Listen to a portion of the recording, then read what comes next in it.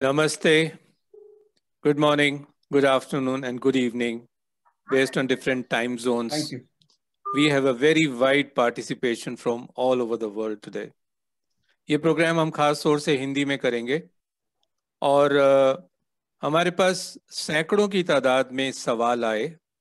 हमें बहुत समय लगा उन्हें कंपाइल करने में, उन्हें काफ़ी डुप्लीकेशंस भी थी और आज हम उन सवालों को लेकर अपने नेशनल लेवल के पैनलिस्ट के सामने रखेंगे और उनसे जवाब जानने की कोशिश करेंगे। बहुत कम समय होता है जब इस तरह के गमगीन माहौल में हमें इस तरह का कार्यक्रम करना पड़े। स्थिति अच्छी नहीं है, इसी Rajiv, वजह से हमने जी Dr. Sushila Kataria has also joined. Dr. Kataria, welcome to you. I have seen that, thank you. आज हमारा सब्जेक्ट है कोविड-19 treatment, vaccination and panic management. और देखा जाए तो जो मेरे पास सवाल आए हैं वो पैनिक से ज़्यादा भरे हुए हैं। ट्रीटमेंट और वैक्सीनेशन से रिलेटेड सवाल कंपैरेटिवली कम हैं।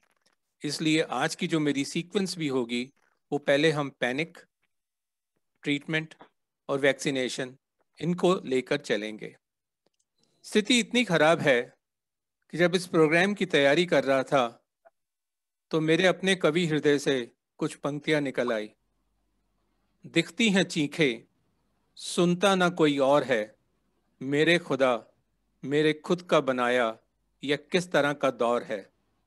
घुटती हुई सांसों में बिना इलाज मायूसी का मातम देखता हूँ। नफा फरोशों के जलवों में अपनों के दर्द से बस दहलता हूँ। हैं अब भी खुदा के बंदे जो कर रहे हैं पूरी मेहनत। ना चाहिए उन्हें नाम, ना कोई शोहरत। खुदा ताकत दे सबको, यह वक्त का दौर जल्द ही खत्म हो। सब ठीक हों, ठीक रहें, ना झेलें कोई जज्बाती सितम। खुदा रहम करे, सबके लिए रहम करे। माय फ्रेंड्स, हमारे पास लगभग 1100 से अधिक रजिस्ट्रेशंस हैं। इस वक्त लगभग 300 से ऊपर लोग आ चुके हैं इस प्रोग्राम में। मैं प्रोग्राम को आगे बढ़ाना चाहूँगा और उससे पहले एक छोटा सा पोल आप सबके साथ करना चाहूँगा जो 1 मिनट में फिनिश हो जाएगा। ज़रा तैयार रखिएगा अपनी उंगलियां और फटाफट उसे आंसर करने की कोशिश कीजिए। ये पोल आपके सामने शुरू होता है अब। पहला प्रश्न,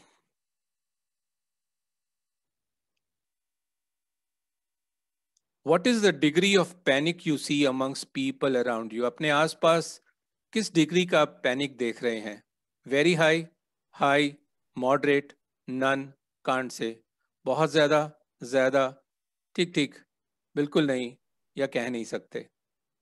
आप अपना जवाब देना शुरू कर सकते हैं please. Who do you think is responsible for the current crisis? यहाँ पर आप मल्टीपल चॉइसेस अपनी दे सकते हैं। Public for not complying with Covid appropriate behaviour, आम जनता क्योंकि उन्होंने कोविड बिहेवियर को ढंग से चलाया नहीं। सरकार जो ना तो प्रिपेयर है ना शायद ढंग से काम कर पा रही है। सप्लायर्स, मैन्युफैक्चरर्स, मिडलमैन जो सिचुएशन को एक्सप्लॉयट करने की कोशिश कर रहे हैं। मेडिकल फ्रेटर्निटी जो शायद पूरा काम नहीं कर पा रही है। सोशल मीडिया प्लेटफॉर्म जिन्होंने बहुत अननेसेसरी की हाइप क्रिएट करके रखी हुई है। प्रिंट और इलेक्ट्रॉनिक मीडिया जिन्होंने बहुत ज़्यादा अनड्यू हाइप करके रखी हुई है। और तीसरा प्रश्न है, how soon do you think this panic will be over? कितना जल्दी आप सोचते हैं जल्द खत्म हो जाएगा? जल्दी, इतना जल्दी तो नहीं, पर आप कह नहीं सकते। हम लगभग 50% पोलिंग क्रॉस कर चुके हुए हैं। मैं 30 सेकेंड्स और दूंगा, आप अपने पोल को देखें और उस पर आंसर करने की कोशिश कीजिए। 70% पोलिंग हो चुकी हुई है। थोड़ी ही देर में मैं आपके सामने जो आम जनता की थिंकिंग है आज की परिस्थिति पे वो आपके सामने रखने की कोशिश करूंगा। हम लोग लगभग 73% पोलिंग कर चुके हैं। पोलिंग भी ज़रूरी है क्योंकि माहौल पोलिंग है, अगर पोलिंग ना हो रही होती तो शायद हमारी स्थिति का कंट्रोल ज़्यादा अच्छी तरह से हो सकता था। और रचना जी मुस्कुरा रही हैं क्योंकि उन्होंने इस दौर पे अपने ही शहर में इसे देखा है। आप गुवाहाटी से हैं और अब 75% पोल हो चुका है। मैं 10 सेकंड और वेट करूंगा और इस पोल को क्लोज करके जो रिजल्ट्स हैं वो आप सबके सामने रखने की कोशिश करूंगा। ये आप लोगों का अपना ओपिनियन है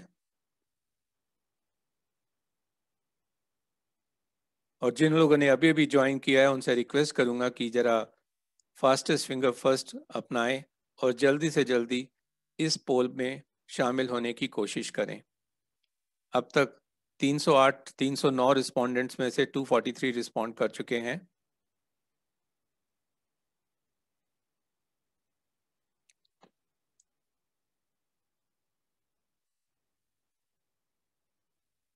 और करंट पोलिंग एवरेज जो अभी नॉर्थ ईस्ट में देखी गई उससे ज़्यादा हमारी पोलिंग हो चुकी है, इसलिए मैं इसे यहीं पर क्लोज करते हुए ये रिजल्ट्स आपके सामने रखना चाहूँगा। रचना जी, आपकी अनुमति के साथ मैं इस पोलिंग को यहीं पर क्लोज कर रहा हूँ और अब ये रिजल्ट्स आपके सामने आ रहे हैं। इस वक्त 253 लोगों ने रिजल्ट्स दिए हैं और रिजल्ट्स आए हैं ये। What is the degree of panic you see amongst people around you? 47% people say very high. 36% people say high. 15% लोग कह रहे हैं मॉडरेट है। 1% कहते हैं कोई पैनिक नहीं है और 1% के पास कोई जवाब नहीं है। अर्थात 83% लोगों के हिसाब से ये पैनिक जो है ये हाई और वेरी हाई कैटेगरी में है। ये पॉइंट टू बी नोटेड है। Second aspect, who do you think is responsible for the current crisis? Public, for not complying with COVID appropriate behavior. 79%, this is the highest response. Government, for not preparing and serving well. 59%. Suppliers, manufacturers, middlemen. 31%. Medical fraternity लोग बहुत इज्जत कर रहे हैं लेकिन फिर भी 8% है। Social media platform 28%। तो हमें मालूम है कि 1/4 केस में हमारी अपनी व्हाट्सएप यूनिवर्सिटी इसके लिए जिम्मेदार है। प्रिंट एंड इलेक्ट्रॉनिक मीडिया जिन्होंने अपनी ERP की लड़ाई करनी है वो 17% है और हम उन्हें देखते हैं। तो दोनों को मिला लें 28 और 17 तो 45%। तो यहाँ पर भी हमारे पे असर आ रहा है। Can't say is 8%।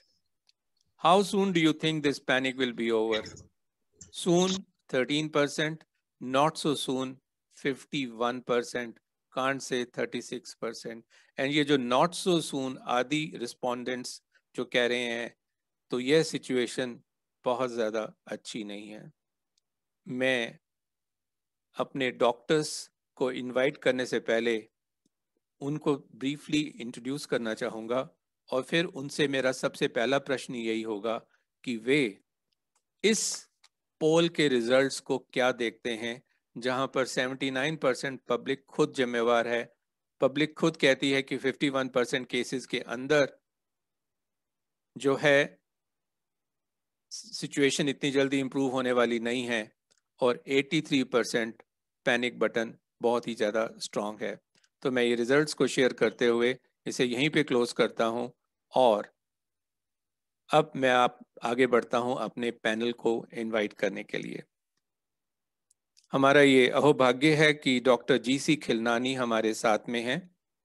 Doctor GC Khilnani is currently chairman at Department of Pulmonology and Critical Care at Pushpavati Singhania Research Institute, New Delhi. He has over 41 years of experience in medical field. Dr. Khilnani has been head and professor of Department of Pulmonary Medicine and Sleep Disorders at AIIMS, New Delhi.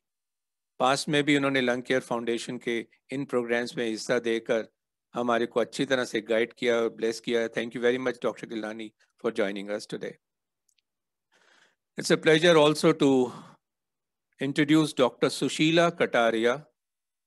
She is presently the Senior Director of the Department of Internal Medicine at Medanta, the Medicity, Gurugram. She holds expertise in infectious disease, HIV care, preventive health, and adult vaccination. Thank you so much. We really know, madam, कि आपके पास you're really hard pressed for time. आप अभी भी ICU से निकल कर ही इस programme में participate करने के लिए आए हैं. Thank you so much. We are grateful. It's an honor also to welcome Dr. Rashna Hazarika from Guwahati. With over 20 years of experience in medical field, Dr. Rashna Hazarika is presently a senior consultant of pediatrics and neonatology emergency, critical care, pediatric allergy and respiratory diseases, and pediatric rheumatology at NemCare Super Speciality Hospital and IGPA Children's Clinic, Guwahati. Welcome, Dr. Rashna, for joining us today. Thank you so much. And last but not the least, Dr. Arvind Kumar. With over 40 years of medical experience, Dr. Arvind Kumar is currently the chairman at Institute of Chest Surgery, Chest Oncosurgery, and Lung Transplantation, and co-chairman, Medanta Robotic Institute at Medanta, the Medicity, Gurugram. He's also the founder and managing trustee at Lung Care Foundation. Welcome, Arvind, for joining us. You are my co-host also. Thank you so much. My first question to all the panelists in one go. We are going to follow a very simple formula. We have more than 80 questions, so we'll move very fast. So we'll seek very rapid and short answers from everyone. And my request to the panelists would be, maybe if I ask a question to one panelist and the other person wishes to add some value to that, kindly interrupt me and say, I wish to add something more, and please speak. But we will move very, very fast. तो मेरा पहला प्रश्न सभी panelist के है और मैं सबसे चाहूंगा एक एक करके जवाब दें. ये जो पोल के रिजल्ट आए हैं, 83% पैनिक, 79% पब्लिक खुद जिम्मेवार है, और इतना जल्दी सिचुएशन इम्प्रूव होने की नहीं लगती. इसके ऊपर अगर आपको अपनी 20 सेकंड्स की बाइट देनी पड़े तो आप क्या कहना चाहेंगे? Doctor Khilnani please. आप अनम्यूट करें सर.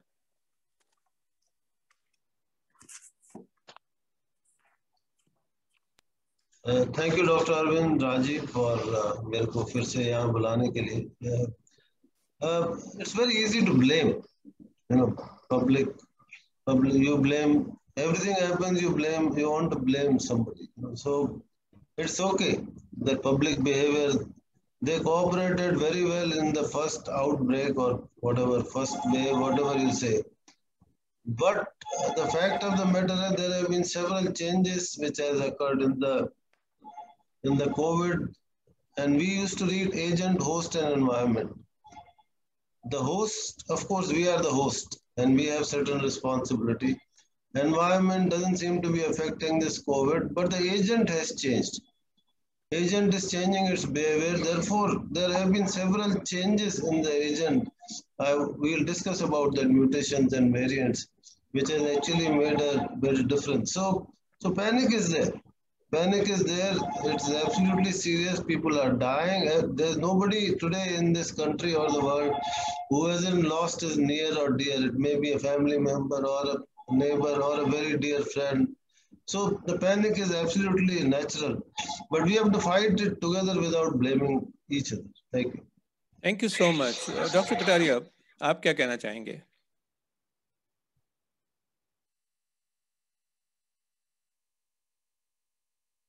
आपको अनम्यूट करना पड़ेगा मैम. तो मैं ये कह रही हूँ कि जो आपके जो पोल के रिजल्ट्स आए हैं, जो लोगों ने प्रतिक्रिया दी है, वो सरप्राइज तो एलिमेंट बिल्कुल भी नहीं है. हम सब लोग जानते हैं कि पैनिक बहुत ज्यादा है और इसका ये समय के साथ ही जाएगा, अभी इतना जल्दी जाने वाला भी नहीं है. पर इसके साथ मैं ये भी कहना चाहूंगी कि अगर हम पैनिक से पैरालाइज हो गए और कुछ एक्ट जो कर सकते हैं वो भी नहीं कर पाए, तो स्थिति जो है वो और भी खराब हो जाएगी. तो ऐसी स्थिति में अपना काम, संयम और कंपोजर रख के जो आपका धर्म है, जो आपका कर्म है, वो करिए. बाकी तो उसी से फर्क पड़ेगा. सोच के बैठ के पैनिक होने, चिंता करने से कुछ नहीं होगा. आपने बहुत अच्छी बात कही कि पैनिक से पैरालिसिस नहीं होना चाहिए. पैनिक जो है हमारा शायद एक्टिवेशन बटन को और तेज कर दे. डॉक्टर रचना हजारिका, गुवाहाटी से आप इसे कैसे देखती हैं और गुवाहाटी के एक्सपीरियंस को आप कैसे रिलेट करेंगी? Thank you Rajeev ji for the very interesting, but as Dr. Kataria has said, not a surprise poll result. From Guwahati, I think the people are responsible. It is right from the top to the bottom. As you know, that we have been a poll-bound state, and all the rules were broken by the politicians. So people took it as a signal that perhaps we don't have COVID anymore, and they became lax. And then now when they have started, just after the polling finished, and again the testing went up, the numbers have increased, the deaths have increased, and अभी इनको लग रहा है कि हाँ Covid है और इस बार बहुत बुरी तरह से सबको हो रहा है. So I think it is good to realize, लोगों को समझ में आ रहा है कि हाँ हमें responsible है. I think it's good, but there is no point panicking. Currently, I think what we need to do is we need to understand that how to manage our cases, and then come forward for testing, come forward for help, which is probably still not being done by the people. Thank you, Dr. Archana. Arvind, what will be your quick response to this? Rajiv, मैं तीनों से सहमत होते हुए ये कहूँगा कि panic है, सिचुएशन बहुत ग्रिम है, हम सब कहीं ना कहीं पर्सनल ट्रेजेडी से भी फेस अफेक्टेड हैं. लेकिन अगर जैसा कि डॉक्टर सुशीला ने कहा कि अगर पैनिक ने पैरालिसिस कॉज कर दिया तो मतलब जो रही बची थोड़ी सी भी आस है वो भी खत्म हो जाएगी. हम सबका, मेडिकल प्रोफेशनल्स का, और मैं देख रहा हूँ कि 400 से ज्यादा लोग ज्वाइन कर चुके हैं, फेसबुक पे भी लोग देख रहे होंगे. मेरा सबसे विनती है कि इस समय किसी भी तरह का पर्सनल इंटरेस्ट, पर्सनल मोटिव, उसको ताक पे रख दें. मैं आपको बताऊं, पिछले जब से ये क्राइसिस शुरू हुआ है हम सब कंसल्ट कर रहे हैं. लोग कहते हैं सर आपका जरा वो फीस का मेथड बता दीजिए. मैं कहता हूँ कुछ नहीं चाहिए, आप ठीक हो जाएं, ये मेरी सबसे बड़ी फीस है. तो मेरी विनती सब लोगों से ये है कि अपने अपने क्षेत्र में छोटे से लेकर बड़े से बड़े तक जो भी कंट्रीब्यूशन आप लोगों की मदद करने, किसी के पास एक ऑक्सीजन सिलेंडर एक्स्ट्रा है, आपका नेबर का है, अपनी चिंता किए बिना उसको दे दीजिए. छोटी छोटी चीजों में एक दूसरे का दुख दर्द बांट करके अगर एक टीम इंडिया बन के हम इसको फेस करें, तो मैं ये नहीं कह रहा हूं कि उससे कोई सारे हालात कल को बिल्कुल रोजी हो जाएंगे, लेकिन कहीं ना कहीं दर्द थोड़ा कम हो जाएगा और मैनेजमेंट थोड़ा सा बेटर हो जाएगा. तो पैनिक को कम करके कोऑर्डिनेटेड तरीके से अगर हम इसको फेस करें तो शायद थोड़े से बेटर फेस कर पाएंगे. Very well said. Team India, coordination, panic को कम करके एक दूसरे के साथ कोऑपरेशन करना हमारे लिए बड़ा वाइटल था. ये था एक ओपनिंग सवाल. इसके साथ मैं एक और छोटा सा क्विक ओपनिंग सवाल लेना चाहूंगा. मूवी आई थी जिसके अंदर डायलॉग था हाउस द जोश, और सब लोग चिल्लाते थे हाई सर. और अगर हम ये देखें आज के पोल में, तो सिर्फ जहां तक डॉक्टर्स को ब्लेम करने की बात है, क्योंकि हम ब्लेम तो करते हैं, कहीं ना कहीं उंगली उठाते हैं, वो सबसे कम है, इवन सिंगल फिगर के अंदर है. लेकिन आप 4 डॉक्टर्स को अगर मैं पूछूं हॉस्पिटल के अंदर की कहानी, डॉक्टर्स की जुबानी, तो क्रमशः आप क्या क्या कहना चाहेंगे कि पूरी टीम, डॉक्टर्स का मतलब nurses and support staff, everyone जो आपकी आर्मी का हिस्सा है, उनका जोश इस वक्त क्या है, क्योंकि स्थिति सच में बहुत ही भयावह है. Doctor Khilnani please. मैं ये कहना चाहूंगा कि ये सच है कि डॉक्टर्स जो है ना वो डरे हुए हैं और अंदर चिंता भी है, स्ट्रेस भी है, लेकिन कोई भी ऐसा नहीं है जो काम छोड़ के गया हो. मैं जब डॉक्टर्स कहता हूँ इसका मतलब ये हेल्थ केयर वर्कर्स, वो नर्सेज हैं, चाहे वो ऑर्डरली हो, चाहे वो स्वीपर हो, जो भी हॉस्पिटल में काम करता है उसको रिस्क इक्वल रहती है, चाहे वो डॉक्टर हो, वो हम सब जानते हैं. ये सब होने के बावजूद भी मैं ये सोचता हूँ कि सब लोग तन मन से काम कर रहे हैं. को किसी ने भी पीठ नहीं दिखाई है अभी भी, हालांकि मैक्सिमम डेथ्स भी हुई हैं, पॉजिटिविटी भी बहुत ज्यादा है और ट्रांसमिशन भी बहुत ज्यादा हुआ है. इसके बाद भी कोई भी ये नहीं कह सकता कि डॉक्टर्स पीछे हट गए हों या पीछे भाग गए हों. हर चीज पैसे से नहीं होती. ऐसे भी डॉक्टर्स हैं जो ना कमाएंगे 1 साल तो उनका घर का काम चल सकता है, लेकिन किसी ने इस वजह से जाके घर पे नहीं बैठ गए, अपना अपना काम सब कर रहे हैं. और यही वजह है कि अस्पताल चल रहे हैं. अस्पताल में ऑक्सीजन की कमी हो गई हो, बहुत चीजों की कमी हो गई हो, बिस्तरों की कमी है, लेकिन डॉक्टर्स काम कर रहे हैं. लेकिन जोश हाई है, जोश की कमी नहीं है. डॉक्टर कटारिया आप क्या कहना चाहेंगे ma'am please.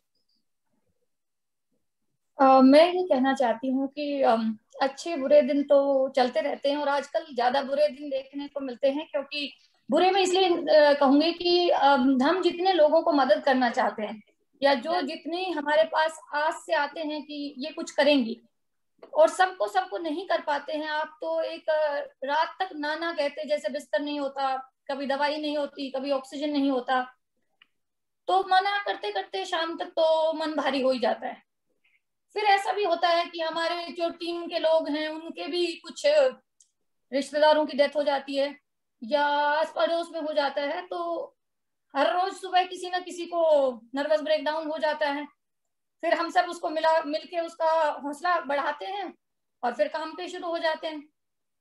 So I think it's been tough but it goes on and जोश इज ऑलवेज हाई। बहुत अच्छा बात कही आपने, क्योंकि स्थितियां बहुत ही विषम हैं। रोज किसी ना किसी का हौसला डाउन होता है, हर किसी को पर्सनल ट्रेजेडीज का सामना करना पड़ रहा है, अपने नाते रिश्तेदारों के लॉसेस झेलने पड़ रहे हैं और उसके बावजूद भी काम करना पड़ रहा है। और ये स्थिति तो दिल्ली की है। गुवाहाटी का पर्सपेक्टिव डॉक्टर रचना क्विकली बताएं तो हम आगे बढ़ेंगे please. I think what is the good thing about this time is that जितने भी डॉक्टर्स और पैरामेडिकल वर्कर्स, नर्सेज हमारे यहाँ पे हैं, मैक्सिमम हैव गॉट वैक्सीनेटेड। तो वैक्सीन लेने के बाद सब में एक साहस आ गई है कि चलो we are now protected to some extent and we will be able to help. So I think that's been the good thing about the vaccination drive which happened for the healthcare workers. And the josh is still there, though, as the other panelists have said, कि हाँ सबके घर में किसी ना किसी effect हुए, किसी के डेथ हुए हैं, फिर भी हम लोगों ने काम नहीं छोड़ा है। अभी फिलहाल यहाँ पे बेड्स आर फुल, शायद 1-2 दिन में हम लोग बेड्स भी नहीं प्रोवाइड कर पाएंगे, बट हाँ फोन पे हम लोग जरूर कंसल्टेशन दे रहे हैं और वो भी फ्री में। किसी से हम लोग सबको यही बोलते हैं कि कुछ भी होगा तो हमें फोन करिए, क्योंकि मेरे जैसे प्रैक्टिस में अभी फैमिलीज पूरे फैमिलीज इफेक्ट हुए बच्चों के साथ, तो they just get on the phone with me or on the WhatsApp and I'm trying to help them. I'm sure all of my colleagues here are doing that. Doctor Arvind, situation ये है कि इस वक्त जो सफर कर रहा है वो जबरदस्त स्ट्रेस में है, जो परिवार का व्यक्ति है वो जबरदस्त स्ट्रेस में है, और जो व्हाट्सएप के ऊपर मैसेजेस भी इधर से उधर करा रहा है और न्यूज़ सुन रहा है वो जबरदस्त स्ट्रेस में है, जो इलाज कर रहा है वो जबरदस्त स्ट्रेस में है। और ये स्ट्रेस इतना हाई है कि even at personal level each one of the doctors I know of is under terrible stress. ऐसी स्थिति में इस स्ट्रेस को डिफ्यूज करने के लिए क्या कुछ कदम किए जा सकते हैं? राजीव, जो बेस्ट चीज है वो ये है कि जिस चीज से हम लोग स्ट्रेस में हैं, अगर वो चीज सेटल हो जाती तो स्ट्रेस अपने आप कम हो जाता। आप सोचिए, आप जैसा कि तीनों को पैनलिस्ट ने कह दिया कि सारे डॉक्टर्स, नर्सेज, पैरामेडिक्स और दूसरे लोग जो हॉस्पिटल में काम करते हैं, कोई ऐसा नहीं होगा जिसके पर्सनल फैमिली में कहीं ना कहीं कुछ ना कुछ किसी तरह की अफेक्शन या ट्रेजेडी ना हुई हो। उसके बावजूद, और सबको मालूम है कि इन्फेक्टेड कोविड वार्ड में ड्यूटी करने से लोग पॉजिटिव हो रहे हैं, प्रॉब्लम्स भी हो रही हैं, उसके बावजूद भी 99%, मैं 100 तो नहीं कहूंगा, जिंदगी में सिवाय डेथ के कोई चीज 100% नहीं है, 99% लोग अपने जगह पे डटे हुए हैं, to the best of their ability and capacity काम कर रहे हैं। लेकिन मैं जो हमारे पास सैकड़ों में इस समय लोग जुड़े हुए हैं, उनसे सिर्फ एक सेंटेंस कहना चाहूंगा कि जो भी ये स्थिति है इस समय कि आपको बेड नहीं मिल रहा है, आईसीयू नहीं मिल रहा है, दवाएं नहीं मिल रही हैं, ट्रीटमेंट नहीं मिल पा रहा है, लोग ऑक्सीजन के बिना डेड हो रहे हैं, कुछ भी कह लीजिए, इस स्थिति के लिए मैं नहीं उंगली उठा रहा कौन जिम्मेदार है, लेकिन मैं एक चीज श्योरिटी से कह सकता हूं कि इसके लिए medical profession, when I say medical profession, I include everybody, medical profession जिम्मेदार नहीं है। महीनों से सारे डॉक्टर्स हम चिल्ला चिल्ला के कह रहे थे कि हमें कोविड अप्रोप्रिएट बिहेवियर की जरूरत है। मैं इस समय पॉइंट फिंगर्स नहीं करूंगा, सिर्फ आप लोगों से ये विनती करूंगा और आप लोगों से रिक्वेस्ट करूंगा कि आप अपने इस जज्बात को सोसाइटी में फैलाएं कि अगर कोई डॉक्टर आज आपके सीरियस पेशेंट को ये कह के रिफ्यूज करता है कि मेरे हॉस्पिटल में बेड नहीं है, ऑक्सीजन नहीं है, वेंटिलेटर नहीं है, तो उसको ऐसा करने में दुख हो रहा है, मजा नहीं आ रहा है। वो मजबूर है, हेल्पलेस है, जब बेड नहीं है, ऑक्सीजन नहीं है, दवा नहीं है, तो वो कैसे एडमिट करे। इसलिए उस पे गुस्सा निकालने की जगह इस समय किसी तरह से सिचुएशन को ओवरकम करिए, बाद में देखेंगे कौन जिम्मेदार है। लेकिन मेडिकल प्रोफेशन इस करंट सिचुएशन के लिए जिम्मेदार नहीं है। मेडिकल प्रोफेशन अपनी जान लगा के बेस्ट पॉसिबल फिर भी डिलीवर कर रहा है। बिल्कुल ठीक कहा आपने अरविंद, क्योंकि हमारा पोल भी ये कहता है कि कहीं पर भी मेडिकल प्रोफेशन को जिम्मेवारी नहीं ठहराई गई। लोग बहरहाल ये जिम्मेवारी खुद को ले रहे हैं। ये भी गनीमत है, प्रोवाइडेड वो औरों को जाकर बता सकें कि अब कुछ ऐसे एक्शन लिए जाएं जिससे इन सिचुएशन को हम मिटिगेट कर सकें।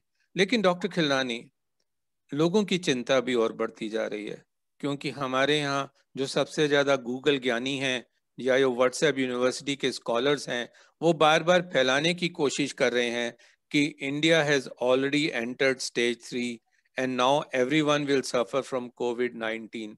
इसके बारे में आप क्या कहना चाहेंगे? मैं कुछ समय के लिए पैनिक के ऊपर ही बात करना चाहता हूं, बिकॉज हम पैनिक वाली इश्यूज को सेटल करना चाहते हैं before we get on to treatment and vaccination questions. Rajeev, बहुत अच्छा प्रश्न आपने पूछा है। अगर ये धारणा है किसी की, तो फिर आपको जो स्पेनिश फ्लू में जो 50 to 100 मिलियन डेथ्स हुई थी वो भी एक्सेप्ट करना पड़ेगा। क्योंकि अगर आप स्पेनिश फ्लू के टाइम पर कोई पीसीआर नहीं था, कोई डायग्नोस्टिक टेस्ट नहीं था, कोई पता नहीं था कैसे फैल रहा है, लोग मर रहे थे, पॉपुलेशन पूरे वर्ल्ड की कम हो गई उसमें, क्या हम वो चाहते हैं? और अगर हम पहली वेव को कंट्रोल कर पाए सरकार की मदद से, पब्लिसिटी की मदद से, लॉकडाउन की मदद से, रिस्ट्रिक्शंस की वजह से, मैं मानता हूं कि ये जो ब्लेम गेम हम कह रहे हैं पब्लिक के ऊपर, वो ऐसे नहीं कि उनको पता नहीं था, वो थक गए। ये ह्यूमन टेंडेंसी है। जैसे दिल्ली में केसेस 100 से भी कम होने लग गए तो दिल्ली वासियों ने सोचा कि अब सब ठीक है, घूमने चले गए, इधर उधर चले गए, कहाँ से, दुबई से और दूसरे दूसरे देशों से लेके आ गए यहाँ कोविड। लेकिन ये है कि जो जो अगर हम ये सोचे कि अच्छा भाई इन्फेक्शन तो सबको होगा, तो हमें फिर प्रिपेयर होना पड़ेगा कि 100 में से एक आदमी तो मर ही जाएगा और ज्यादा मरेंगे। क्योंकि अगर सबको इन्फेक्शन हुआ तो हमारा हेल्थ केयर सिस्टम कभी भी उसको केयर नहीं दे पाएगा। आज जो दिल्ली में अवस्था है वो ये है कि अगर आपको बिस्तर चाहिए, चाहे आप किसी भी तबके को बिलोंग करते हो, किसी भी कैटेगरी में हो, अमीर हो चाहे गरीब हो, बिस्तर नहीं मिल रहे, लोग सड़कों पे ऑक्सीजन ले रहे हैं, घरों में ऑक्सीजन ले रहे हैं। सच बात है कि ऑक्सीजन की कमी से भी लोग मर रहे हैं। अगर आप प्रिवेंटिव एक्शन नहीं लेंगे तो ये मौतें बहुत बढ़ेंगी, वो 1% तक नहीं रहेंगी, वो 1% से बहुत ज्यादा होंगी। तो मेरा ये कहना है कि ये धारणा बिल्कुल गलत है। हमें दूसरे देशों से सीखना चाहिए, इजराइल से सीखना चाहिए। अमेरिका में, मुझे कैलिफोर्निया में और मैसेच्यूसेट्स में अब बातें शुरू हो गई हैं कि अब हमने कंट्रोल कर लिया है, अब वो ओपन स्पेस में मास्किंग की कोई मैंडेट नहीं है, क्योंकि they have achieved that bye vaccination and Covid appropriate behaviour. तो हमें पॉजिटिव सोचना चाहिए, ये नहीं सोचना चाहिए कि सबको इन्फेक्शन होके रहेगा तो फिर 1% से ज्यादा लोग मरेंगे भी। हमारी डेथ रेट अभी भी 1.5% बनी हुई है। Rajeev, thank you sir. Doctor Kataria, अब सिचुएशन ये आ रही है कि हम हर रोज सुनते हैं कि कुछ नए तरह के वेरिएंट्स आ रहे हैं। हम एक का से अपने आप को प्रोटेक्ट करने की कोशिश करते हैं तो दूसरा वेरिएंट आ जाता है जो पब्लिक को बहुत कंफ्यूज कर रहा है। तो हॉस्पिटल में जब आप पेशेंट्स को एक्चुअल में ट्रीट कर रहे हैं तो इस स्थिति को आप किस नजर से देखते हैं और आपके क्या कमेंट्स हैं? देखो, वायरस में मल्टीप्लिकेशन होता है, मल्टीप्लिकेशन जहां होता है उसमें कुछ ना कुछ एरर आना स्वाभाविक है। इसी एरर को हम म्यूटेशन कहते हैं। तो किसी भी वायरस में म्यूटेशन होना कोई out of the order situation नहीं है, ये इन ऑर्डर होता है। जितना ज्यादा वायरस रेप्लिकेट करेगा उतने ज्यादा म्यूटेंट्स होंगे। सो अगर हमको म्यूटेशंस को रोकना है तो हमें वायरस के स्प्रेड को रोकना होगा। और अगर हम वायरस के स्प्रेड को रोक पाए तो एक म्यूटेशन क्या, हर तरह की म्यूटेशन को रोक पाएंगे, क्योंकि वो किसी भी तरह का म्यूटेंट हो जाता तो उसका मोड ऑफ ट्रांसमिशन तो वही है जो कोविड-19 का है। सो अगर कोविड अप्रोप्रिएट बिहेवियर, सिंपली अगर आपने ढंग से मास्क भी पहना है तो आप हर तरह के म्यूटेशंस को रोक सकते हैं, हर तरह के म्यूटेंट्स को अपनी बॉडी में जाने से रोक सकते हैं। बाकी ऐसा फॉर्चुनेटली कम होता है कि कोई री इन्फेक्शन होता है बार बार म्यूटेंट से, थ्योरेटिकली और प्रैक्टिकली कभी कभी देखते हैं, पर ऐसा नहीं है कि हर व्यक्ति को दोबारा एक कोविड एक बार हो गया फिर म्यूटेंट से होगा फिर दूसरे म्यूटेंट से होगा, ऐसा नहीं होता है। तो अगर बहुत ज्यादा कंफ्यूजन ना देखें हम, तो ये देखें अगर हमने सिंपल कोविड अप्रोप्रिएट बिहेवियर अपनाया, वायरस को एक व्यक्ति से दूसरे व्यक्ति में जाने से रोका, तो हमने म्यूटेशन को रोका। और तरीका एक ही है, सिंपल है, मास्क पहनिए और जब अवेलेबल हो अपना वैक्सीन लगवाइए। इसमें कोई ट्रीटमेंट अलग नहीं है किसी म्यूटेशन का कोई प्रिवेंटिव तरीका अलग नहीं है। सो तरीका एक ही है और वो सिंपल है, बस सिंपल चीजें हमें बार बार हर रोज करनी है। Thank you so much doctor Kataria. Doctor Rachna, अभी तक ये था कि बच्चे इन सब चीज़ों से बचे हुए थे, लेकिन आदमी अपने पे तो बहुत बीमारियां झेल लेता है, लेकिन जरा बच्चे को कुछ हो जाए तो एकदम से परेशान हो जाता है। तो ये जो चेंजेस ऑफ म्यूटेंट्स हैं और ये जो अब स्प्रेड बच्चों में आ रहा है, इसे एज ए डॉक्टर आप क्या देख रहे हैं? स्थिति किस ओर जा रही है? फिलहाल जो हम लोग देख रहे हैं कि इस बार कंपेयर टू 2021 में बच्चों को ज़्यादा इफेक्ट हो रहा है। तो बहुत सारे बच्चे जस्ट मामूली जुकाम सर्दी बुखार करके आ, कुछ जैसे डायरिया हो रहा है, किसी को वॉमिटिंग उल्टी पॉटी लगी हुई है। तो उसमें हमें सोचना पड़ रहा है कि ये नॉर्मल वायरल डायरिया है या कोविड की वजह से है। और जब हमने टेस्टिंग कराया तो 100% बच्चों में कोविड पॉजिटिव आ रही है। तो इसीलिए हम लोग काफ़ी वरिड हैं कि अभी ये स्थिति शायद और भी बिगड़ेगी। और इन फैमिलीज में मैंने जैसे पहले भी बोला है, सबके सब इफेक्टेड हैं। मतलब घर में अगर 4 लोग हैं तो 4 जनों को ही कोविड पॉजिटिव आती है जब हम लोग टेस्टिंग कराते हैं। और फिर बच्चे भी इफेक्ट हो जाते हैं। बट एक चीज़ अच्छी है कि जितने भी बच्चों को इन्फेक्शन हो रहा है वो इतना सीरियस फॉर्म का कोई डिजीज नहीं है। They are very mild kind of infections, and usually home-based treatment alone is enough. There is also the situation where we are getting the post-COVID multi-inflammatory syndrome in a few of them. I wouldn't say a lot of children, but last time in my practice, I at least saw 3 of them in the whole of the year. And this time I have just seen 1. So this is something which is slightly different and a little more serious. But Covid infection की वजह से जो भी आप mutant बोले, जैसे madam ने बोला है, it doesn't matter whatever the mutants, they are causing the same symptoms. Okay, yeah thank you so much. Doctor Khilnani, एक स्थिति और भी गंभीर होती जा रही है, क्योंकि हमने अभी अंडर 45 को कवर नहीं करना शुरू किया वैक्सीन से, और पिछले कुछ समय में हम देख रहे हैं कि the toll on the under 45 has suddenly risen and we have started losing lot of youngsters.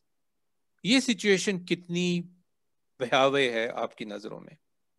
नहीं, ये देखिए, मेरी ये मानना है और थोड़ा इसका एविडेंस भी है कि मैंने शुरू में बात करी एजेंट, होस्ट एंड एनवायरनमेंट। तो जो होस्ट है, जो एजेंट जो है, वो अपना रूप बदल रहा है। अब हमने सुना कि यूके म्यूटेंट है, वो पंजाब में 81% है, दिल्ली में अराउंड 60% है, ब्राजील की जो है वो अलग म्यूटेंट है, साउथ अफ्रीकन म्यूटेंट अलग है। तो उसका ऐसे नहीं है कि ठीक है वो ड्रॉपलेट से ही फैलता है, एयरबॉर्न होता है, लेकिन जो ये म्यूटेंट्स हैं, इनका अलग क्लिनिकल कैरेक्टरिस्टिक अलग होता है। तो ये बहुत सारे चेंजेस हैं जो इस बार हम क्लिनिकली हम देख रहे हैं। वो सबका बखान मैं नहीं करूंगा। जो प्रश्न आपने पूछा कि ये यंगस्टर्स को अफेक्ट कर रहा है, ये इसलिए नहीं कर रहा कि वो वैक्सीनेटेड नहीं है। ये मेरा मानना है, मेरे पास कोई इसका वैज्ञानिक प्रमाण नहीं है, लेकिन ये मानना है कि ये वायरस की एक कैरेक्टरिस्टिक है। ये ज्यादा कंटेजियस है, मतलब ये है कि इसके अटैक रेट बहुत ज्यादा है। अगर आप देखेंगे किसी परिवार में एक को हुआ है तो बचता कोई भी नहीं है, और शॉर्ट पीरियड ऑफ टाइम में। और मेरे को भी ये भी लगता है कि इसका इंक्यूबेशन पीरियड भी कम है। और जो सिवियरिटी है, जो शुरू में सोचा गया था कि जो यूके वेरिएंट है उसकी वो कंटेजियस तो ज्यादा है लेकिन सिवियर कम है, लेकिन 1 अप्रैल को जो स्टडी न्यू इंग्लैंड जर्नल में आई, जिसमें 50,000 और 1 लाख पेशेंट्स की जो डेटा थे, उसमें देखा गया कि ये वुहान वायरस से इसकी मोर्टेलिटी इससे ज्यादा है।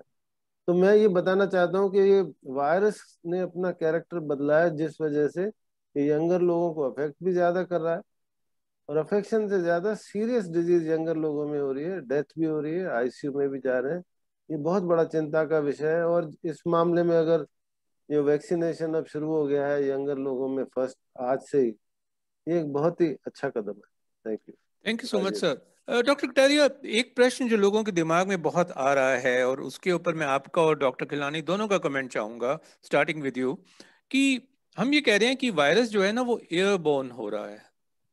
अब ये एयरबोर्न पे ना लोगों को बहुत कंफ्यूजन है कि एयरबोर्न का मतलब है कि मैं घर की बैल्कनी में आ गया तो क्या हवा के झोंके से मेरे पास वो वायरस पहुंच जाएगा, या उसकी लिमिट कितनी है, क्या वो इंडोर्स में एयरबोर्न है या आउटडोर्स में एयरबोर्न है? क्योंकि ये कंफ्यूजन की वजह से लोग और ज्यादा पैनिक बटन अपने लिए दबाए जा रहे हैं। इसके ऊपर आप क्या कहते हैं?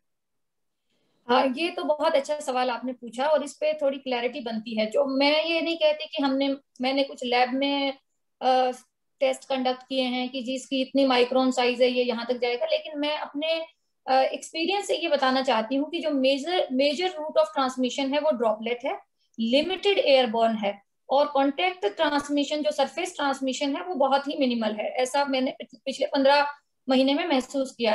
अब लिमिटेड एयरबोर्न क्या होता है? एक तो एक्सट्रीम है कि जो प्योरली एयरबोर्न है, जैसे मैं इस कमरे में बैठी हूँ, हॉस्पिटल के कमरे में बैठी हूँ, मैं बोल रही हूँ क्योंकि मेरे कमरे में और कोई नहीं है, मैं बोल रही हूँ, लेकिन अगर ये एयरबोर्न है और अस्पताल की सेंट्रल एयर कंडीशनिंग डक्ट है, तो ये पूरे के पूरा मेरे मुंह से जो जर्म है वो पूरे हॉस्पिटल के एयर कंडीशनिंग में जाके हर कमरे में जाएगा। ये होता है प्योर एयरबोर्न, तो ऐसा बिल्कुल नहीं है।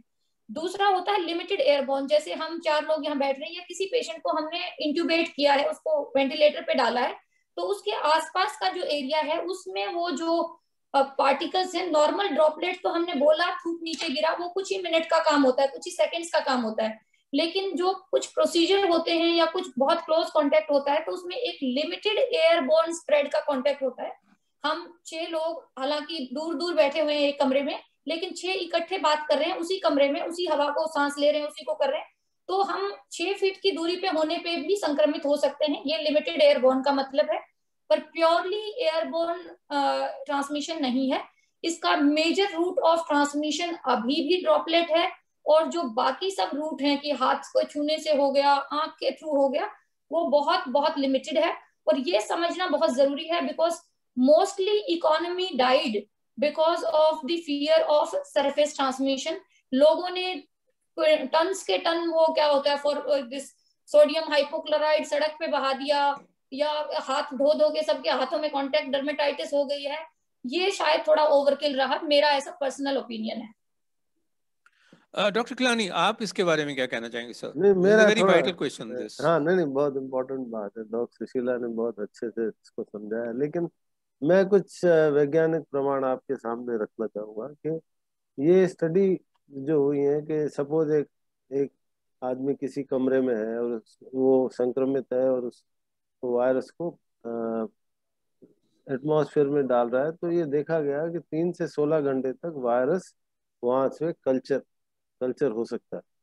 अब इसका क्लिनिकल इम्प्लीकेशन ये है कि सपोज कोई वॉशरूम में जाता है एंड उसको एसिम्टोमेटिक पॉजिटिव है या सिम्टोमेटिक पॉजिटिव है, कॉमन वॉशरूम होता है, वो 5-10 मिनट वहां रहता है, उस समय वो मास्क भी उतार देता है कि सोचता है कि मैं तो अकेला हूँ यहाँ पर, वो वापस आ जाता है, तो नेक्स्ट आदमी वहां जाता है, तो अगर वो विद इन 3 आवर्स जाता है या उसके बाद भी जाता है तो there is a fair possibility, और ये मैं अपने मन से नहीं करा, इसके इंडियन साइंटिस्ट ने भी स्टडी करी है कि उस वॉशरूम में वायरस उन्होंने वहां से कल्चर किया है। इम्प्लीकेशन ये है कि मैं गया अपना ब्रोंकोस्कोपी करके आ गया, घुटन होती है, 1 मास्क 2 मास्क शील्ड N9 ये पीपी, अपने रूम में आते ही सबसे पहले तो मेरा मन करता है कि मास्क नीचे करूं, शील्ड हटाऊं, अच्छे से सांस लूं, फिर चाय पीऊं, है ना? और तो फिर ये टेंडेंसी सबकी होती है। अब जो एयर कंडीशन ऑफिसेज है, जो सॉफ्टवेयर कंपनीज हैं, और इसमें एक डेस्क के आसपास 5 लोग बैठते हैं, और उसके बाद जैसे ही वो अकेले होते हैं वो मास्क को नीचा कर लेते हैं, और ये वैज्ञानिक जो साइंटिफिक डेटा है, 60% of the transmission is done by asymptomatic और माइल्डली सिम्टोमेटिक। तो वो लोग जब मास्क को उतारेंगे सोचेंगे कि भाई मैं अकेला बैठा हूँ, अब तो मैं किसको फैला सकता हूँ, तो वो उसको एटमॉस्फेयर में फैलते। इनिशियली हमने कहा 2 गज की दूरी बहुत जरूरी, ब्ला ब्ला ब्ला, लेकिन आज के मेरी धारणा है कि जो रैपिड ट्रांसमिशन जो अब हो रहा है इंडिया में, स्पेशली दिल्ली की मैं बात कर सकता हूँ, कि there is a element of airborne transmission also, जिस वजह से अगर हम इसको नहीं रोकेंगे, शादियों में, प्राइवेट पार्टीज में, ट्रैवल में, हांगकांग के एक फ्लाइट चली दिल्ली से हांगकांग, एक रेड आई फ्लाइट चली, इसका एविडेंस है, इसके मेरे पास राइट अप भी है। 15 लोग पॉजिटिव हो गए 3-4 घंटे की फ्लाइट में। कैसे हुआ? वो ड्रॉपलेट से नहीं हो सकता, it has to be airborne, it has to be airborne, we need to understand. इसलिए जरूरी है कि आप घर से निकलें तो मास्क लगा के निकलें। वो ये सोचे कि कोई भी जगह सेफ नहीं है आपके लिए, और मास्क को तभी उतारें जब वापस घर पहुंचे, तभी आप इससे बच पाएंगे। Thank you. डॉक्टर खिलानी, इसके साथ एक बड़ा क्विक सवाल है, क्योंकि आपने बड़ी बात कही कि एयरबोर्न है, लेकिन इसका जो प्योर साइंटिफिक एविडेंस नहीं है, तो हमें अपनी सॉरी, सावधान। आई डिडंट से, हाँ। इसका साइंटिफिक एविडेंस है। हम्म। जब आप वायरस कल्चर करते हो 3 जी। से 16 घंटे तक किसी कमरे में जहां कोई प्राणी नहीं है, इससे ज्यादा एविडेंस आपको क्या चाहिए? जी बिल्कुल। जो डायमंड प्रिंसेस जो सेल जो वेसल का जो स्टडी आई थी, जी। जिन लोगों को क्वारंटाइन किया था और फिर उनको स्टडी किया था, वो मैं पूरी स्टडी का बखान नहीं करना चाहता, which is also indirect evidence that airborne transmission है। और अगर हम इसको मानेंगे, उस पे अब अगर 2 साल बाद मानेंगे तो कोई फायदा नहीं है, आज मानेंगे तो उससे बचाव हो पाएगा। बट इसी से जुड़ा एक सवाल जो है लोग कर रहे हैं मेरे पास, कि उनको ट्रैवल करना पड़ता है मेट्रो में, बसेस में, शेयर टैक्सीज में, ऑटोज के अंदर। ऐसी स्थिति के अंदर जब जॉब रिक्वायरमेंट है, वो अपने आप को क्या करें बचाने के लिए? डबल मास्क पहन लें, इसके अलावा और क्या करें? हाँ, ये बहुत अच्छा आपने सवाल पूछा है। तो एयरबोर्न ट्रांसमिशन ऐसा नहीं है कि रोक नहीं सकते। एयरबोर्न ट्रांसमिशन का क्या होता है कि एक आदमी है जो वायरस फेंकता है, और वायरस तब ज्यादा दूर तब जाता है जब आदमी बोलता है, खाते समय, गाते समय, चिल्लाते समय, रोते समय, बहुत लार्जर क्वांटिटी में वायरस जाता है। और मैंने कहा कि 60% जो है ना, ये सिम्टोमेटिक होता है।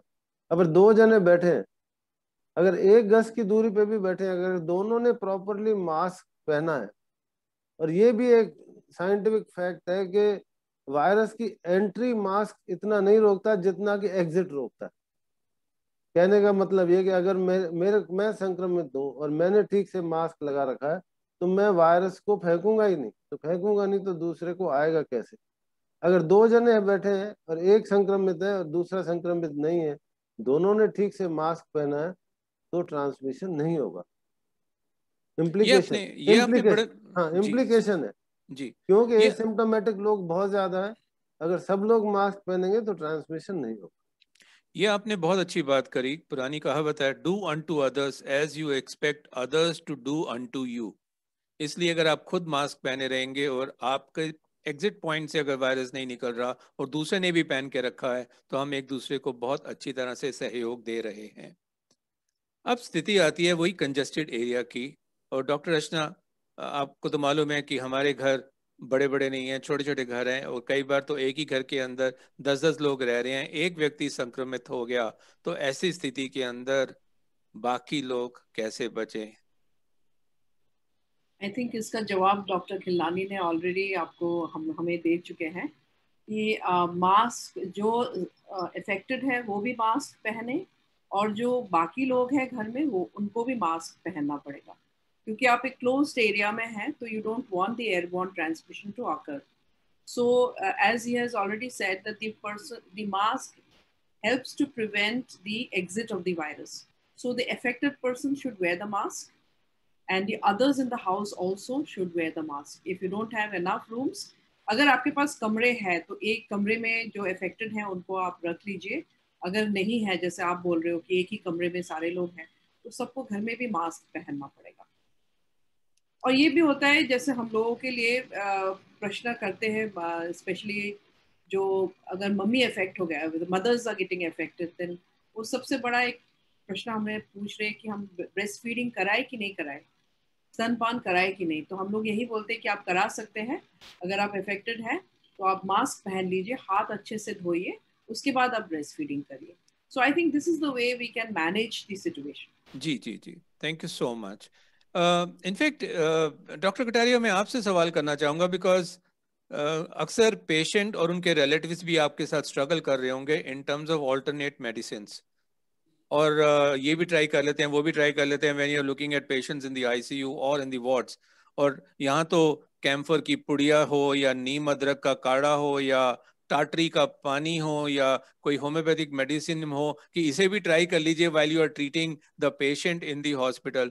आपने इन परिस्थितियों को कैसे झेला है और इनके ऊपर आपके क्या कमेंट्स हैं? इसके दो एस्पेक्ट होते हैं। एक तो है माइल्डली सिम्टोमेटिक पेशेंट्स हैं, तो और एक है सीवियर पेशेंट्स में जो कि आईसीयू में पेशेंट है। उन दोनों में मेरा नजरिया थोड़ा सा भिन्न होता है। जो माइल्ड टू मॉडरेट पेशेंट्स हैं उनकी वैसे भी कोई स्पेसिफिक दवाई नहीं बनी है और आईसीएमआर की गाइडलाइन है कि उनको सिर्फ सिम्टोमेटिक ट्रीटमेंट दो। इसमें अगर कोई नेचुरोपैथी की, आयुर्वेदा की कोई भी दवाई अगर कोई ट्राई करना चाहता है और जिसका कोई हार्म नहीं है, तो मैं उनको, मेरा स्पष्ट उनको यही होता है कि जो नेचुरल चीजें हैं, फूड सप्लीमेंट, अगर कोई मुझसे पूछता है हल्दी ले लें, तुलसी ले लें, शहद ले लें, गुड़ ले लें, मैं कहती हूँ कि जो चीज अच्छी है, जो नेचर से बनी है वो अच्छी है, आप उसको ले लीजिए, उसमें कोई नुकसान वाली बात नहीं है। कोई चीज ऐसी है जिसका मुझे ज्ञान नहीं है, कोई कहता है होम्योपैथी में ये है या सिद्धि में ये है, तो मैं उसको कहती हूँ मेरा ज्ञान शायद आपसे भी कम होगा इसमें, तो मैं सब्जेक्ट मैटर एक्सपर्ट नहीं हूँ, I will not comment on this. पर आप माइल्ड बीमारी से पीड़ित हैं, आप वैसे भी ठीक हो जाएंगे अगर आप कुछ ज्यादा हाथ पैर नहीं चलाएंगे तो भी। अपना नींद का ख्याल, अपने भोजन का ख्याल और अपने मन का ख्याल रखेंगे तो माइल्ड टू मॉडरेट पेशेंट्स ठीक हो जाएंगे। जहां बात आती है सिवियर क्रिटिकली इल पेशेंट्स में, देखिए फूड इंटरेक्शंस और ड्रग इंटरेक्शंस बहुत होती हैं। ऐसी सिचुएशन में मैं यूजुअली नहीं अलाउ करती, या मैं, मेरी रिजर्वेशंस रहती हैं कि आप जो दवाई का एब्जॉर्प्शन है सिक पेशेंट्स में बहुत क्रूशियल होता है, या ड्रग या फूड इंटरेक्शंस होती हैं, तो उसको इंटरफियर मत करिए। मैं मोस्टली इस सिंपल फॉर्मूला पे चलती हूँ। Thank you so much doctor Kataria. Doctor Khilnani, एक क्वेश्चन मेरे सामने फ्लैश हो रहा है जो मैं इसको उठाना चाहूँगा कि हमने पहले के प्रोग्राम में बोला कि अगर आप वैक्सीनेटेड हैं तो आपको बीमारी हो सकती है लेकिन मृत्यु नहीं होएगी, लेकिन अब मृत्यु भी होनी शुरू होगी। ये फैक्ट के ऊपर मैं क्वेश्चन मार्क लगाना चाहूँगा। लेकिन क्या वैक्सीनेशन जरूरी है?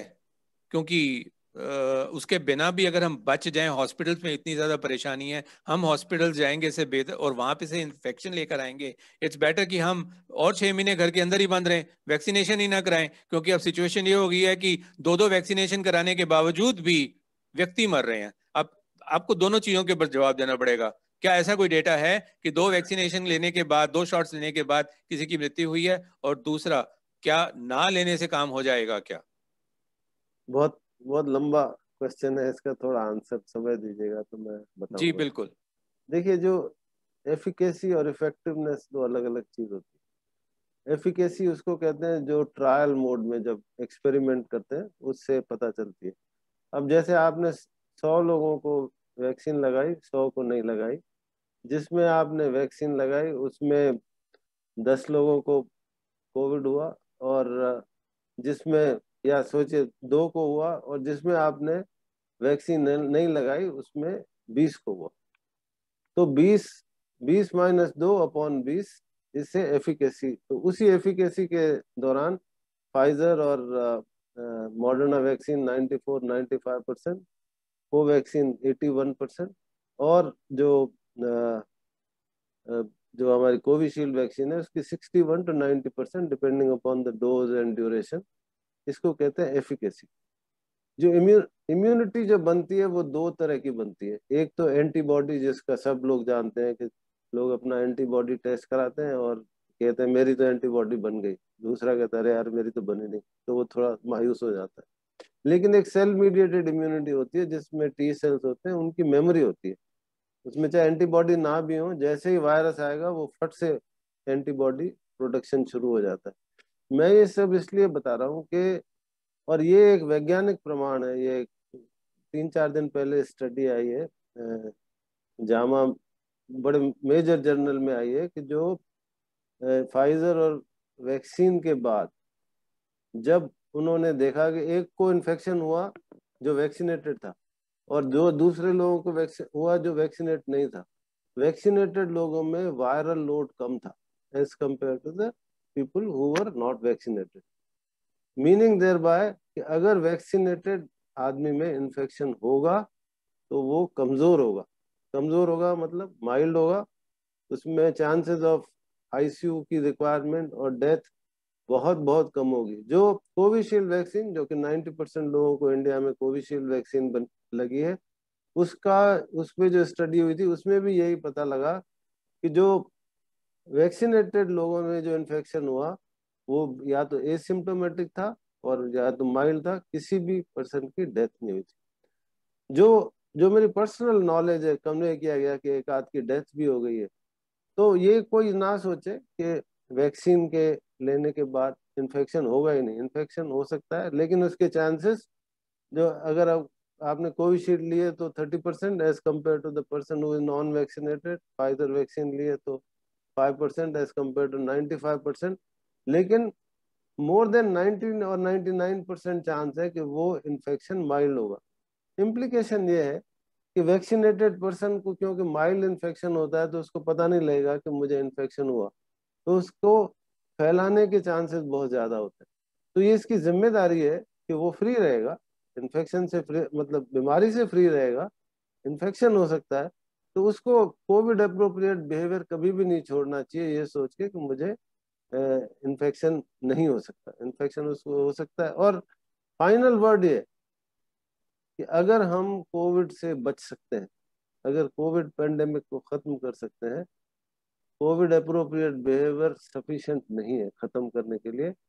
खत्म ये वैक्सीनेशन से ही होगा, जिसका प्रमाण अब इजराइल से, यूनाइटेड स्टेट्स से आ रहा है। धन्यवाद। तो चाहे कुछ भी हो, वैक्सीनेशन जरूर कराइएगा, और अगर कोई इक्का दुक्का अगर कोई न्यूज़ नेगेटिव भी आती है तो हमें उनके कारणों को समझना होगा कि वो नेगेटिव न्यूज़ क्यों थी, क्या वो मृत्यु किसी और कारण की वजह से हुई है, और अपेरेंटली हमें लगता है क्योंकि उन्होंने 2 शॉट्स लिए थे और उनकी मृत्यु हो गई। इसलिए ज़्यादा अलार्म होने की कोशिश ना करें, और साथ ही साथ औरों को भी डराने की कोशिश ना करें, क्योंकि लाइफ सिर्फ 3 चीज़ों से ही बच पाएगी आज की डेट के ऊपर, और वो 3 चीज़ें हैं vaccination, vaccination, vaccination. So you must go for the vaccination. अब सवाल आता है कि वैक्सीनेशन कब, कौन सी, कैसे, कौन सी बेहतर है? यह आम लोगों के दिमाग में आता है। अभी हमारे पास 2 वैक्सीन हैं, कोविशील्ड, कोवैक्सीन। तो सुशीला जी, आपकी नज़र में लोगों को क्या जवाब मिलना चाहिए इसके ऊपर? Doctor Kataria. I think she's got busy. Doctor, No, जी। I will. No problem, no Okay. problem. तो मेरे ख्याल से सवाल आप पूछ रहे थे कि कौन से टाइप का वैक्सीन जो है वो बेहतर है आउट ऑफ द कोविड। ये लोग जानना चाहते हैं। देखो जी, राइट हैंड और लेफ्ट हैंड में चूज करना बेहतर मतलब आसान नहीं है कि कौन सा अच्छा है। दोनों को ही आप इक्वली प्यार करते हैं तो इक्वली बराबर होते हैं, दोनों की अपनी एफिकेसी है, अपना काम है। जो राइट हैंड से जो काम होता है वो राइट हैंड से हो जाता है, जो नहीं तो लेफ्ट हैंड से हो जाता है। ये सिंपलेस्ट अगर मुझसे कोई पूछता है तो मैं कहती हूँ जो मिल रहा है लगवा लीजिए, और मैं मानती भी हूँ इसको। बाकी थोड़ा सा इसमें डिफरेंस मैं ये बता सकती हूँ कि एक वेक्टर वैक्सीन है जो हमारा कोविशील्ड है, एक किल्ड होल वायरस वैक्सीन है। थ्योरेटिकली लोग पूछते हैं कि क्या दोनों एक लेवल पे एक तरह की इम्यूनिटी बनाएंगे, तो जो होल किल्ड वायरस है वो डिफरेंट लेवल पे इम्यूनिटी बनाएगा। आरएनए वायरस स्पाइक प्रोटीन्स के अगेंस्ट इम्यूनिटी बनाता है। साइड इफेक्ट प्रोफाइल भी दोनों का बराबर है। हल्का फुल्का देखें तो जो यंगर पॉपुलेशन में है उसमें हल्का सा बुखार का इंसिडेंस फर्स्ट डोज के बाद कोविशील्ड में ज्यादा है, और सेकंड डोज के बाद हल्का बुखार का इंसिडेंस कोवैक्सीन में बराबर है। दोनों की जो एफिकेसी है, सेफ्टी है, उस पर कोई शक नहीं है, और दोनों वैक्सीन अपना अपना काम कर रहे हैं। कोई भी वैक्सीन अगर 50% रिडक्शन कर सकता है इन्फेक्शन में, और अगर 70 to 80% सिवियरिटी में रिडक्शन कर सकता है, तो वो एक अच्छा वैक्सीन कहा जाएगा। इस पैमाने पर ये दोनों वैक्सीन खरे उतरते हैं। तो बाकी जनता को ज्यादा ना कंफ्यूज करते हुए मैं ये कहूंगी दोनों वैक्सीन बराबर हैं, एफिकेशियस हैं। आपके आसपास जो मिल रहा है वो ले सकते हैं, या आपकी कोई पर्सनल चॉइस है तो आप उस सेंटर पे जा सकते हैं जहां पर वो वैक्सीन मिल रहा है। Thank you so much. Doctor Gilani, again एक लंबा सा सवाल फिर, कोवैक्सीन कोविशील्ड, सवाल आया कि क्या मैं इसे कॉकटेल बना सकता हूँ, दोनों में से एक एक ले लूं? नहीं या फिर एक सेकंड सर, मैं अपने सवाल को लंबा कर रहा हूँ। और दूसरा कि चलो अभी कॉकटेल बनाइए, अभी एक ले लेता हूँ और 4-6 महीने के बाद में अगर अभी मैंने कोविशील्ड लिया तो मैं कोवैक्सीन ले लेता हूँ। और मेरे इस सवाल का तीसरा हिस्सा है कि क्या मैं स्पुतनिक की वेट करूं? चलिए, आपने बहुत गूढ़ सवाल पूछे हैं, लेकिन ये सारा it boils down to the fact के वैक्सीन की इम्यूनिटी कब तक रहेगी। जी, जैसे मैंने ये कहा था कि जो इम्यूनोजेनिसिटी की बात करें तो कोवैक्सीन की जो इम्यूनोजेनिसिटी मतलब एंटीबॉडी प्रोटेक्शन जो था, जो फेज 1 और 2 ट्रायल में टेस्ट हुआ था, वो 91 to 97% था। और similarly for other vaccine also. लेकिन ये जो एंटीबॉडी प्रोटेक्शन है, हमें 3 महीने तक ही हमने इसको अभी टेस्ट कर पाए हैं, इसके आगे टेस्ट नहीं हुआ है। और बाकी जो दूसरी वैक्सीन हैं, जैसे फाइजर वैक्सीन है या मॉडर्ना वैक्सीन है, उनमें 6 महीने से लंबा डेटा किसी के पास भी नहीं है। अभी भी फाइजर वैक्सीन की सेकंड बूस्टर की भी बात चल रही है। जैसे फ्लू का शॉट होता है तो हम हर साल लेते हैं मार्च में, या सिमिलरली क्योंकि फ्लू वायरस भी बहुत म्यूटेट करता है। तो ये मानना चाहिए कि 6 महीने साल बाद जैसे साइंटिफिक प्रोग्रेस होगी, नई वैक्सीन आएंगी। और सिर्फ यही नहीं है, अलग दूसरी वैक्सीन है, जो नेजल स्प्रे की वैक्सीन भी है, डीएनए वैक्सीन अलग है, कई तरह की वैक्सीन कैंडिडेट है। There are about 170 candidates which are there. लेकिन ऐसा नहीं है कि आज आपने कोवैक्सीन ले ली 2 डोज और 2 महीने बाद चल पड़े कि चलो यार वो भी लगवा लेते हैं, तो मतलब गुलाब जामुन खाया तो अब रसगुल्ला भी आप खा शायद लेते हैं, म्यूट हो वैसा गए नहीं हैं डॉक्टर साहब, है। सॉरी, नहीं। आपकी आवाज नहीं आ रही। हाँ जी, अभी ठीक है जी। हाँ जी डॉक्टर साहब, डॉक्टर किलानी।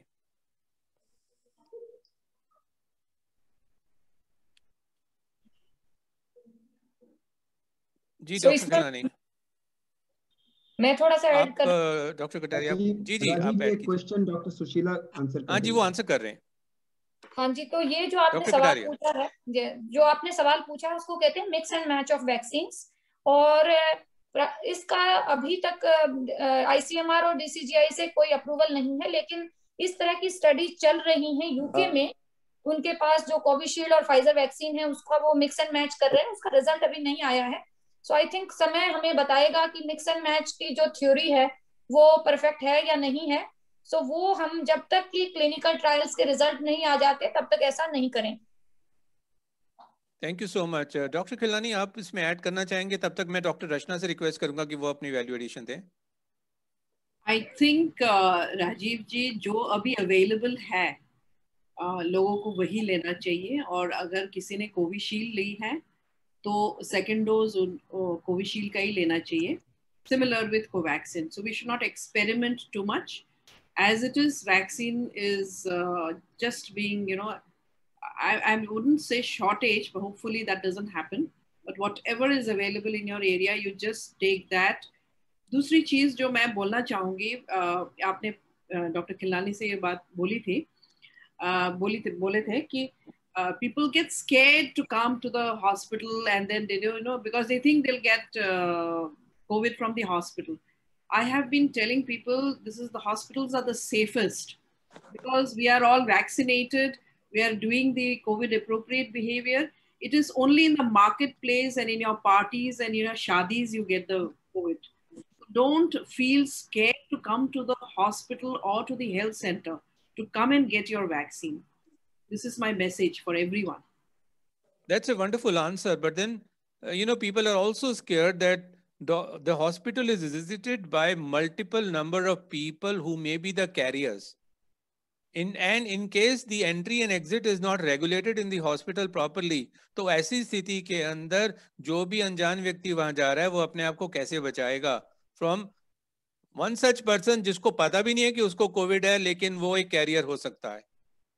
तो इसमें राजीव जी बस वही करना है, मास्क पहनना है जी, हमें, हाथ में सैनिटाइजर एक लेके जाना है, बार बार सैनिटाइजेशन करना है, और ज्यादा क्राउडेड एरिया में बहुत देर तक समय तक नहीं रुकना चाहिए। जी, तो आपको ये सब वैसे भी करना पड़ेगा जहां भी आप जाएंगे, आप मॉल में भी जाएंगे तो ये करना है, तो हॉस्पिटल में भी यही करना है.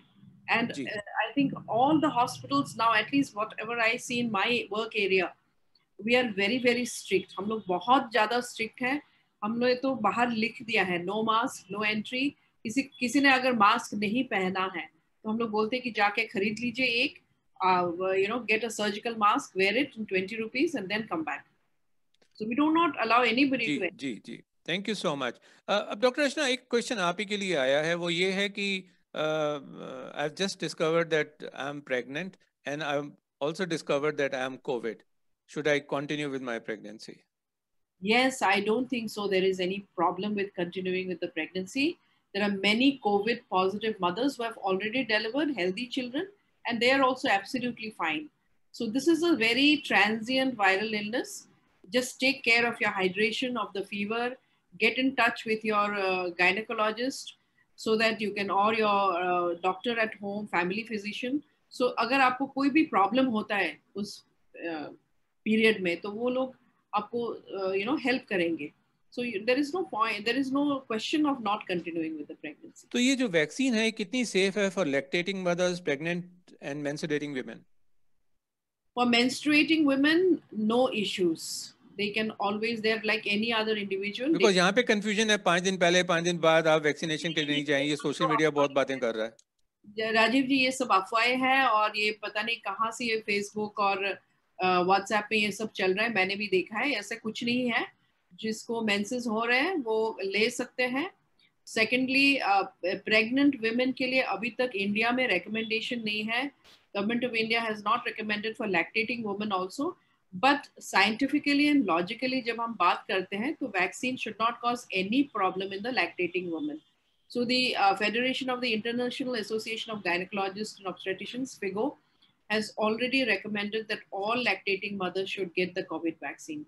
I feel there is ये बात सही है, because आप अगर वैक्सीन लेंगे तो at least the chances of not getting getting a serious infection will go down, whereas if you don't take the vaccine and you're lactating, you will get sick yourself and you will spread the disease to your child also. Thank you so much. Dr. Khilani has joined us back. Dr. Khilani, आपसे एक सवाल ये है कि किस तरह की comorbidities के केस के अंदर हम वैक्सीनेशन ले सकते हैं और किस चीज तरह की कोमॉर्बिडिटीज में हमें इसे अवॉइड करना चाहिए? Dr. Khilani. Dr. Kataria, would you like to answer this question, please, in the meantime?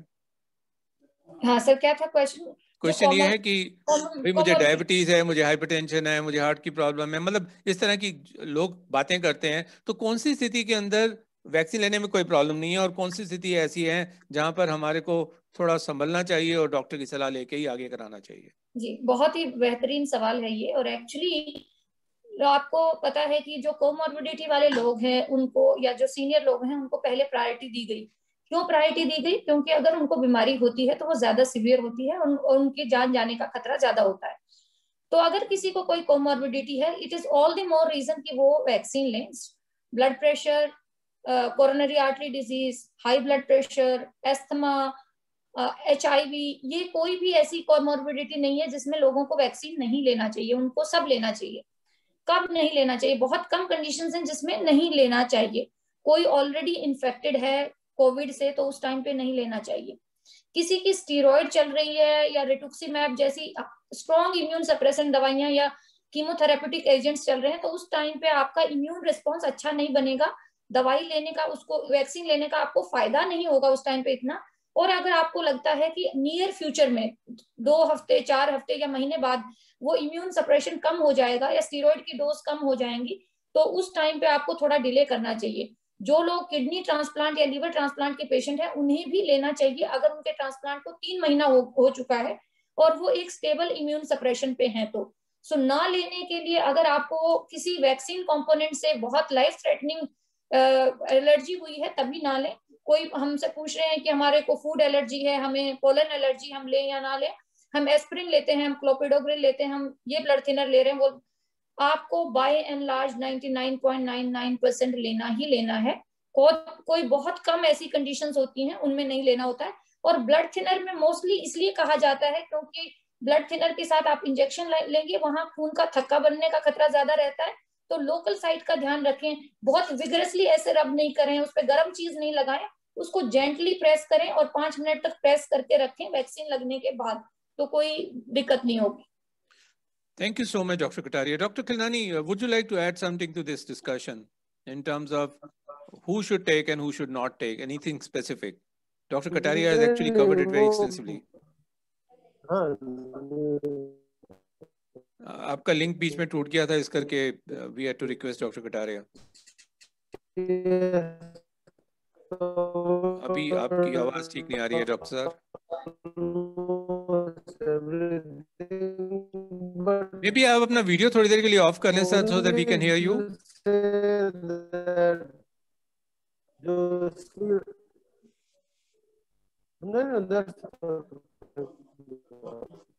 I think there is some connectivity issue. जी. Okay. We can hear you now, sir. You can hear me? Yeah. Hello? Yeah. Okay. So, Dr. Kataria ने सब कुछ explain कर दिया, सिर्फ मैं उसमें add करूँगा। My apologies, sir. My apologies. जो कॉर्टिकोस्टेरॉइड्स हैं वो इम्यूनिटी को सप्रेस करती हैं, तो immune response to vaccination, sorry, so I don't know what's wrong. कोई बात नहीं sir. Okay, you carry on with ठीक है। जी, because time is also running out. We have 6 minutes left, 7 minutes left. हाँ, तो डॉक्टर कटारिया, आपके पास हर तरह के पेशेंट्स आ रहे होंगे जिसके अंदर स्मोकर्स भी हैं, ड्रिंकर्स भी हैं, तो वैक्सीन किन के लिए सेफ है, किन के लिए सेफ नहीं है, जो कोविड के थ्रू जा रहा है वो इनका कितना इस्तेमाल कर सकता है। लोग झिझकते हैं लेकिन पूछते जरूर हैं, क्योंकि शराब की दुकानों पे लॉकअप से पहले सबसे ज्यादा लंबी लाइनें होती हैं। इसके ऊपर आपका क्या कमेंट्स है? एग्जैक्टली, ये इंटरेस्टिंग है। कई लोग पूछते हैं कितनी शराब पीनी मतलब नुकसानदायक नहीं है। मैंने कहा नहीं पियेंगे तो सबसे ज्यादा फायदा होगा। सो जो लोग अवॉइड कर सकते हैं उनको स्मोकिंग, निकोटिन यूज और एथेनॉल यूज दोनों ही अवॉइड करना चाहिए। लेकिन अवॉइड अगर स्मोक इतने सालों से कर रहे हैं तो ऑब्वियसली जो डी एडिक्शन है वो तो एक दिन में होगी नहीं, अल्कोहल भी एक दिन में नहीं छोड़ पाएंगे। तो कम से कम वैक्सीन का तो फायदा उठा लें, वैक्सीन ले लें। और मोस्टली ऐसी कोई इंटरेक्शन नहीं है स्मोक के साथ, बट स्मोकिंग कभी वैसे भी फायदेमंद नहीं आपके फेफड़ों के लिए, तो हम स्मोकिंग के लिए बिल्कुल मना करते हैं, जो छोड़ सके जितना जल्दी छोड़ सके। और अल्कोहल का ये है कि विद इन 72 आवर्स ना लें आप तो बेहतर रहेगा। बाकी वैक्सीन का फायदा तो होगा ही होगा। सिर्फ इसलिए वैक्सीन नहीं लेना कि आज मैंने अल्कोहल पी ली है या कल मेरे को पार्टी में जाना है मैं पीऊंगा, तो इसलिए वैक्सीन को डिले ना करें। Thank you very much. Doctor Archana, आप बच्चों के साथ डील कर रही हैं, बच्चों का पर क्या असर हो रहा है उनकी मनस्थिति के ऊपर इस कोविड के बारे में? कुछ 2-3 साल के बच्चे हैं, मास्क लगा के, क्यों पहनना पड़ता है मास्क पता नहीं है, और शैतान है हटा देंगे, रिस्क ले रहे हैं। तो ऐसी स्थिति के अंदर पेरेंट्स को आप क्या एडवाइस देती हैं कि वो बच्चों को किस प्रकार से हैंडल करें? ये जो छोटे बच्चों में काफी ये मुश्किल हो रही है हम लोगों को और पेरेंट्स को भी, मास्क को लेके। जो बड़े बच्चे हैं जैसे 5 साल के या 6 साल के, ये लोग इनको एक बार समझा देने से पहन लेते हैं। And they very quite once you explain to them, they are very cooperative the kids. हालांकि हम लोग सोचते हैं कि बच्चे मानेंगे नहीं, but in my practice I have seen they really come nicely with the mask on, and in fact they will not allow you to even take the mask off. The children, the Indian Academy of Pediatrics doesn't recommend that children below 2 years should wear mask, because because they will not be able to handle the air, the breathing and all that at that age. But between 2 to 5 years, I think if the child cooperates, we ask the parents to teach them. हम लोग बोलते हैं कि आप समझा दीजिए, दिखा दीजिए, आप भी पहनिए, तो आपको देख के वो लोग पहनेंगे। We're trying to manage like that, but yes, it's a very difficult situation. And I always tell the parents that the children at home will not get the virus by themselves. It is you who will bring and give it. So you have to be careful. Thank you so much, Dr. Archana. हमारे पास सिर्फ 5 minute रह गए हैं और हमारे पास बहुत सारे सवाल और भी हैं। मेरे प्रोग्राम्स हमेशा टाइम पे शुरू होते हैं और टाइम पे फिनिश होते हैं, लेकिन आज मैं खास तौर से रिक्वेस्ट करना चाहूँगा, बिकॉज सभी डॉक्टर्स बहुत ज़्यादा बिजी हैं, क्या डॉक्टर्स की परमिशन से मैं इसे 15 मिनट्स के लिए एक्सटेंड कर सकता हूं, और क्या मैं ऑडियंस की परमिशन भी है कि मैं इसे 15 मिनट्स के लिए एक्सटेंड करके 6 बजे इसे क्लोज करने की कोशिश करूं, बिकॉज आप लोगों का बेशकीमती टाइम मिलना इतना आसान नहीं है मेरे लिए। Thank you so much doctors, so I am taking the liberty of extending it by 15 minutes. अब सवाल आता है, टेस्ट कब कराएं डॉक्टर खिलरानी? RT-PCR कब कराएं? CT की कब कराएं? और इन अगर ये रिजल्ट्स हमें लगते हैं ठीक नहीं है तो क्या करें? Doctor Khilnani, I think again there is a connectivity issue. Dr. Kataria, would you like to answer that, please? देखो जी, अगर टाइमिंग की है कि किस टाइम पे करवाना चाहिए, ये different Am I audible now? हाँ जी, हाँ Am ji. I audible? Yes, sir, you are.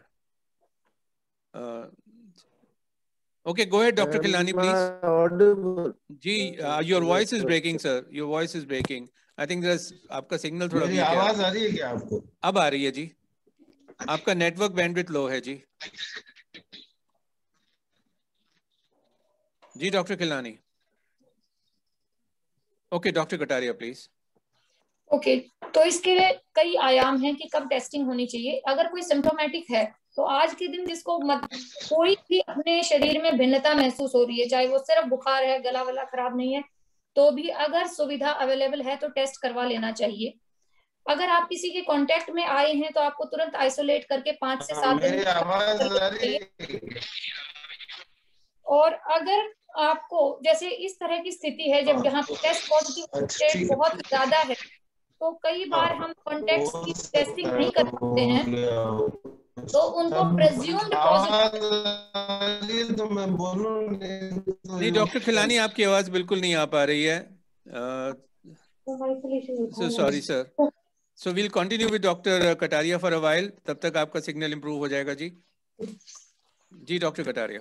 हाँ, तो मैं कह रही थी इस तरह की स्थिति जहां पर बहुत ही ज्यादा स्ट्रेस पड़ गया लैब्स पे और लैब की रिपोर्ट आने में 3 से 7 दिन का समय लग रहा है, ऐसी स्थिति में कई बार हम ये कहते हैं कि जो हाउस होल्ड कॉन्टेक्ट्स हैं उनको टेस्ट ना करके उनको प्रिज्यूम्ड पॉजिटिव समझ के उनको आइसोलेट और ट्रीट करना चाहिए।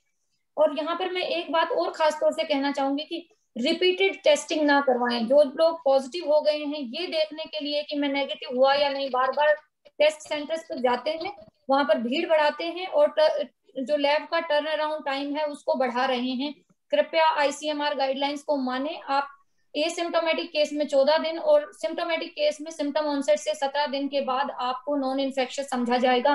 प्लीज बार बार मैं नेगेटिव हो गया या मैं नेगेटिव हो गई की खोज में ना निकलें। आप नॉन इन्फेक्शियस हैं और अगर आप बार बार नहीं जाएंगे तो जो जिस किसी को फर्स्ट टाइम इन्फेक्शन का शक है उसको टेस्ट करवाने का मौका मिल जाएगा।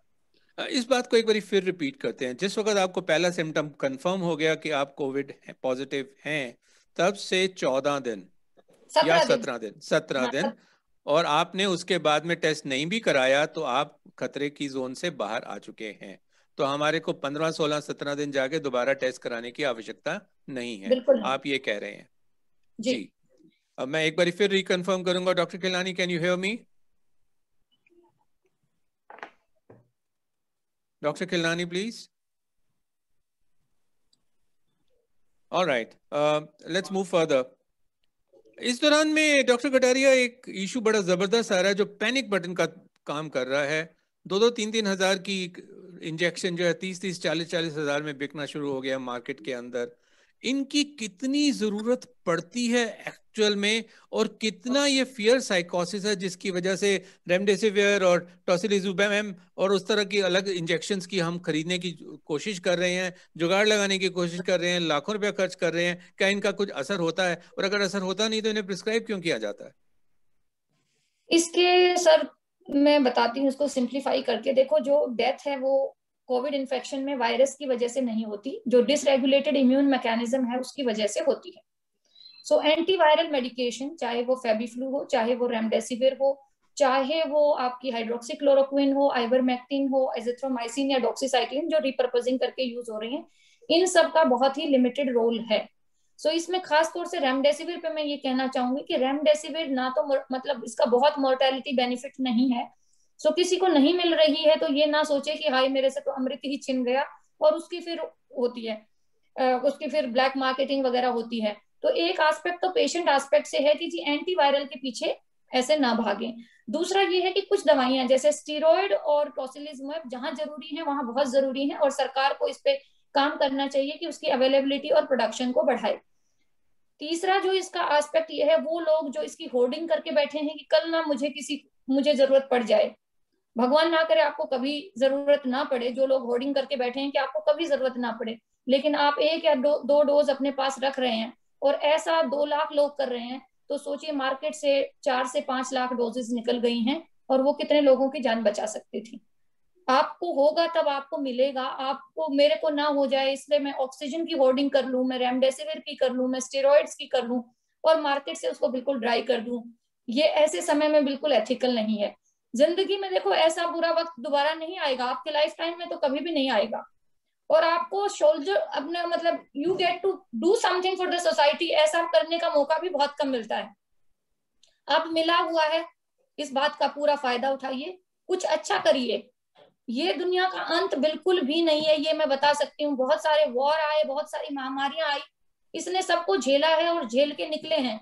हम इससे खत्म नहीं होंगे और दुनिया भी इससे खत्म नहीं होगी, तो कुछ अच्छा करिए, निस्वार्थ करिए, मैं यही कहना चाहती हूँ।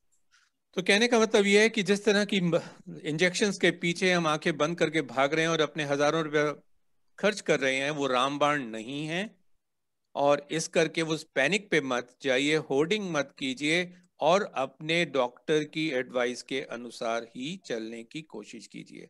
इस दौरान में डॉक्टर रचना, एक सवाल ये भी आ रहा है कि जब पैनिक बटन इन मेडिसिन के ऊपर है तो एक पैनिक और भी है, प्लाज्मा, ये कितना इफेक्टिव पाया गया है? एक्चुअली जो स्टडीज बाहर से आ रहे हैं, आई थिंक यूके से, उन्होंने they have compared the plasma therapy, and according to their study it is not so effective. So I am not sure what is the current status of the studies from India, if Dr. Kataria can throw some light on it, but जहाँ तक मुझे मेरे जानकारी है plasma की बहुत ज्यादा इसमें। Doctor Kataria please. तो प्लाज्मा का जो रोल है, पहले ये लेफ्ट राइट हर जगह पे हर डोज में यूज हुआ और उसकी वजह से इसकी कोई एफिकेसी नहीं रही। बहुत लिमिटेड रोल है प्लाज्मा का, वो भी बीमारी के पहले 5 से 6 दिन में, जहां पर आप मोनोक्लोनल एंटीबॉडीज का रोल देखते हैं जो कि अमेरिका में होता है। सो ये एक तरह की पैसिव इम्यूनाइजेशन है। वायरस के लिए जो काम करेगा ये पहले 5-6 दिन में करेगा। पेशेंट के वेंटिलेटर पे जाने के बाद, पेशेंट के सिक होने के बाद, छठे दिन मतलब 7 दिन 8 दिन 9 दिन, इसके बाद इसका कोई भी रोल नहीं है। सो लिमिटेड रोल, जहां पे पेशेंट्स को बहुत लिमिटेड सिम्टम्स हैं, पर आप जानते हैं अपने तजुर्बे से कि वो बहुत सारी उसको कोमोर्बिडिटीज हैं, ये शायद पेशेंट सिक हो सकता है क्योंकि ये मॉर्बिडली ओबीज है, ये एल्डरली है, ये डायबिटिक है, इसको मल्टीपल प्रॉब्लम्स है। उसको अर्ली ऑन अगर प्लाज्मा ट्रांसफ्यूजन किया जाए तो it may have some benefit, but it is no benefit in the ICU care setting. Thank you so much. In fact अभी मेरे पास इतने सारे सवाल हैं कि अगर मैं इसे 1 घंटा और एक्सटेंड करूं तो भी शायद मैं इसे पूरी तरह से फिनिश नहीं कर पाऊंगा, लेकिन मैं 6 बजे प्रॉमिस करता हूं इसे क्लोज करूंगा। इसलिए एक बड़ी इंपॉर्टेंट अनाउंसमेंट मैं आप सब लोगों के लिए करना चाह रहा हूं। आप लोगों के बहुत सारे सवाल ऐसे भी हैं, ऑक्सीजन सिलेंडर का इस्तेमाल कैसे करें, और जो मशीनें ऑक्सीजन से रिलेटेड उनको हम कैसे इस्तेमाल करें, हम प्रोनिंग पोजिशन में क्या करें। Lung care foundation, doctor Arvind Kumar, हम बहुत सारे वीडियोस रिलीज करना शुरू कर चुके हैं।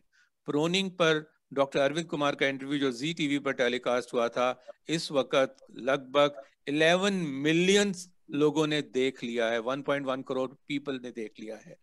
हमने उसके ऊपर एक अलग से वीडियो भी तैयार किया हुआ है। इसके अलावा 6 M's हमने क्रिएट किए हैं, और अब आज इसके बाद एक और शूट भी है जो हम ऑक्सीजन सिलेंडर कैसे यूज करें और नेबुलाइजर्स को का सही इस्तेमाल कैसे हो, हर चीज के ऊपर हम छोटे छोटे वीडियोस रिलीज कर रहे हैं।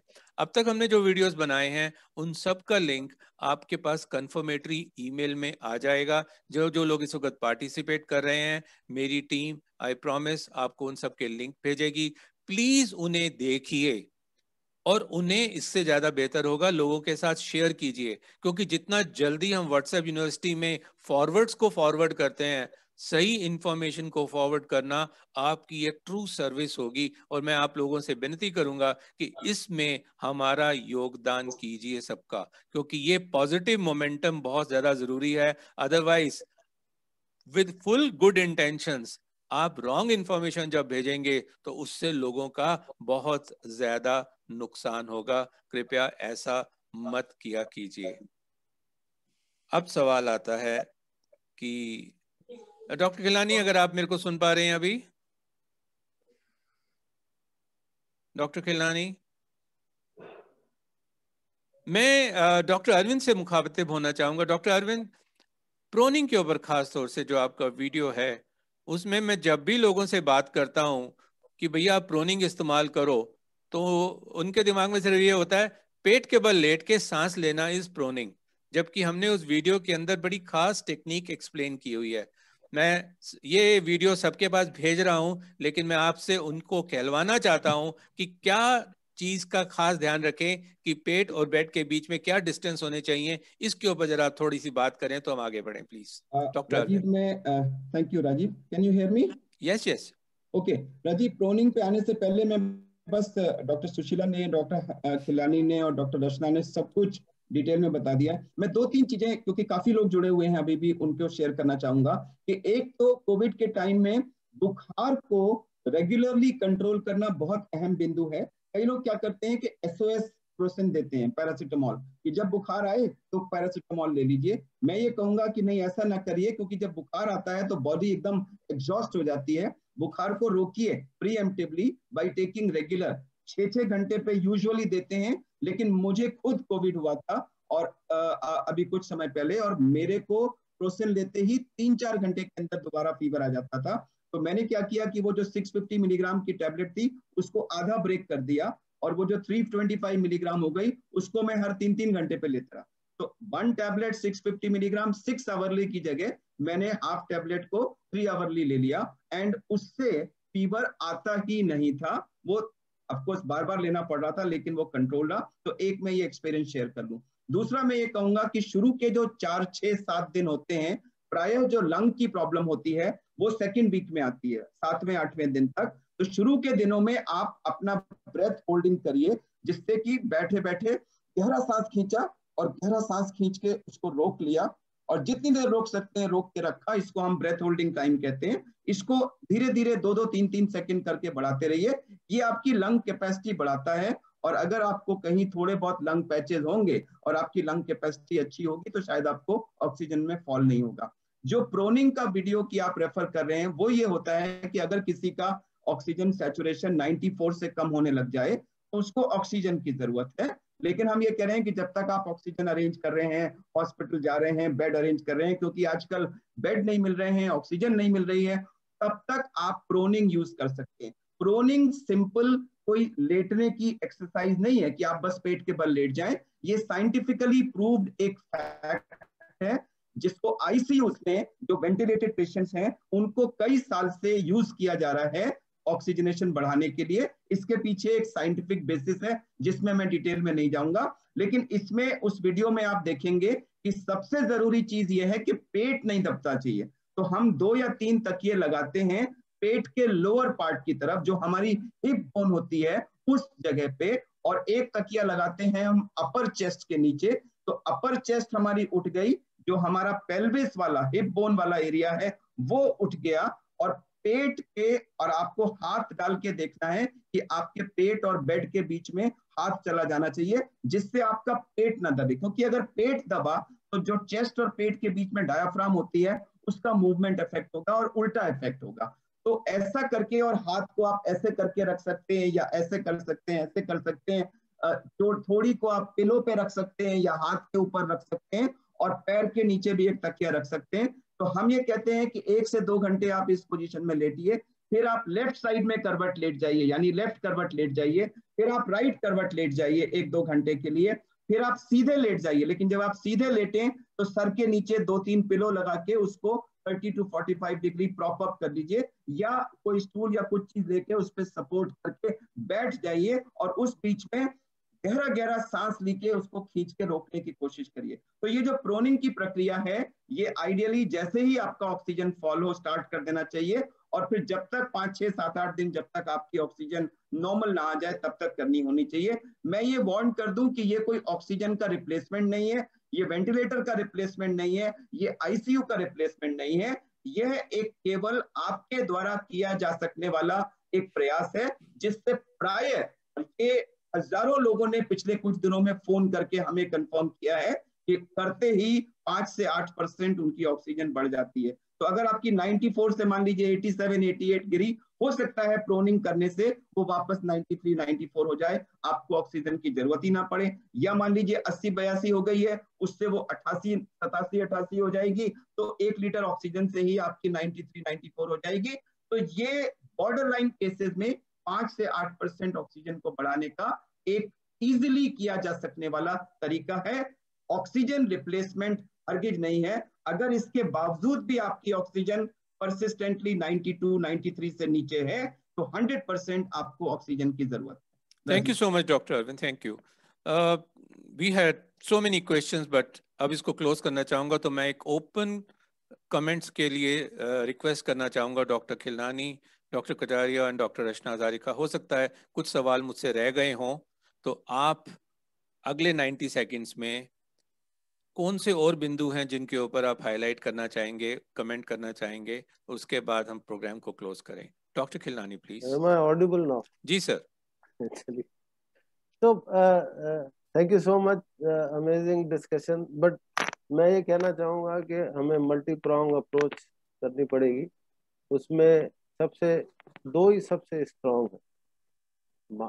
मैंडेटिंग द मास्क, वो गवर्नमेंट का भी ड्यूटी है, हम लोगों की भी अपनी ड्यूटी है, और होल हार्टेड वैक्सीनेशन, क्योंकि वैक्सीनेशन न सिर्फ हमें बचाता है, हमारे परिजनों को भी बचाता है। We have to reduce the chain of transmission.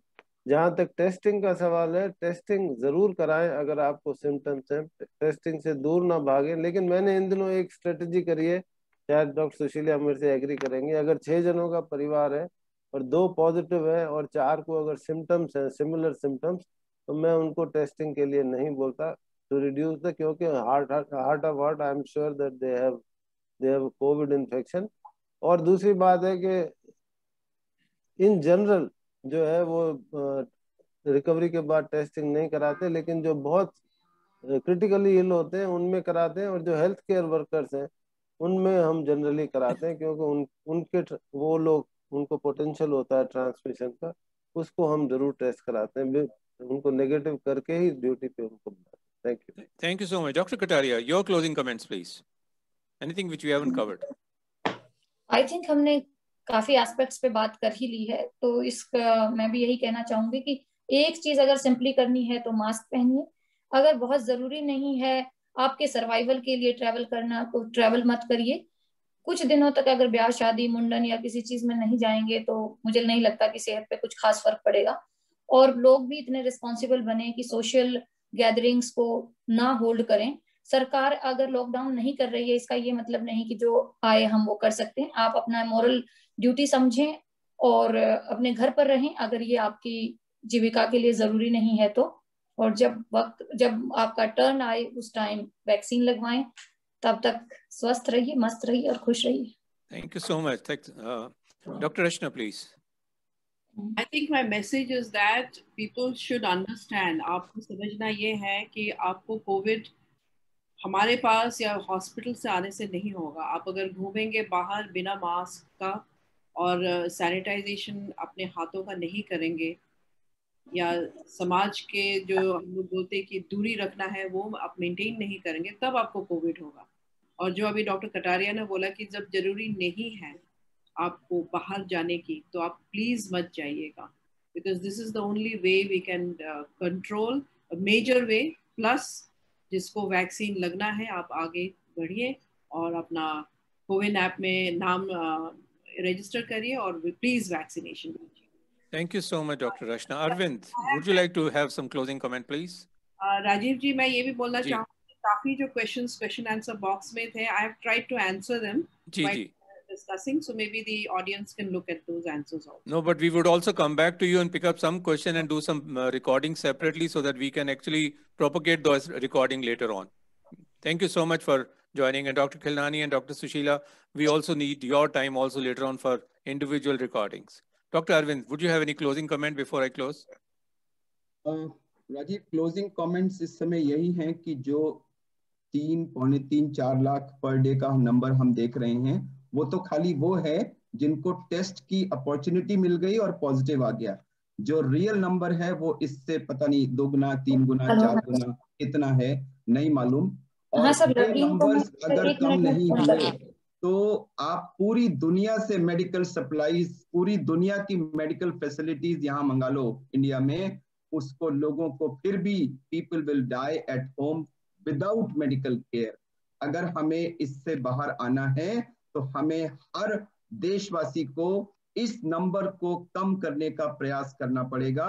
इसलिए सरकार लॉकडाउन डिक्लेयर करे ना करे, हम सबको अगले 2 हफ्तों के लिए कोई भी कीमत हो, जान से बड़ी कोई चीज नहीं होती। No economy, no money is bigger than your life.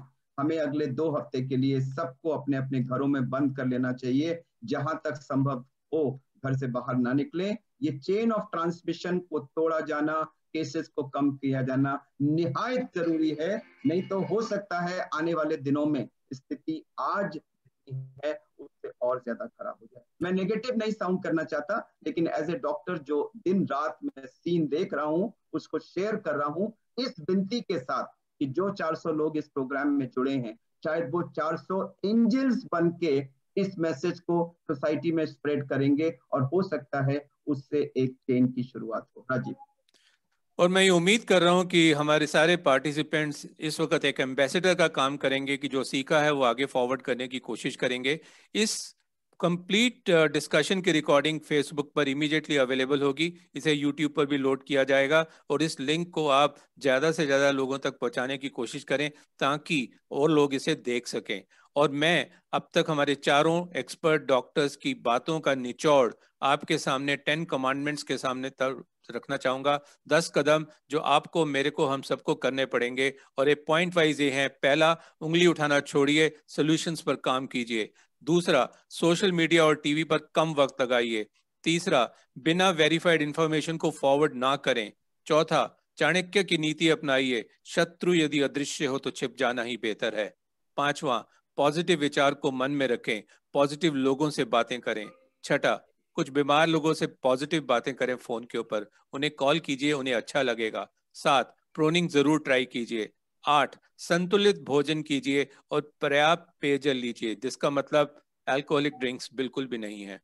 9, attitude of gratitude रखें, थैंक यू बोलें लोगों को, सबको बोलें आप अभी भी हैं। 10वां, घर पर रहें, थोड़ी बहुत फिजिकल एक्टिविटी करते रहें। Remember, this to shell pass. I am really grateful to all the 4 panelists, Professor Dr. Khilnani, Dr. Sushila Kataria, Dr. Rashna Hazarika, and Professor Dr. Arvind Kumar. And I also want to thank our partners, Mr. Vivek Sardana from Rotary International, Mr. Atul Goyal and Wing Commander Chadda from Urja, Tamsil, Shubham and the team from Pluck TV, Mohit Sharma and his team members from CII, Global Shapers Community New Delhi Hub, Medanta Hospital, Gurugram, Doctors for Clean Air, and Climate Action Network. And last but not the least, my own team members, Abhishek, Matushri, Hamid, Kritika, Judith, Gagan, Neha, Ashokji, Sanjay, and Siddharth for all the backup support and glitch-free service they have been providing us.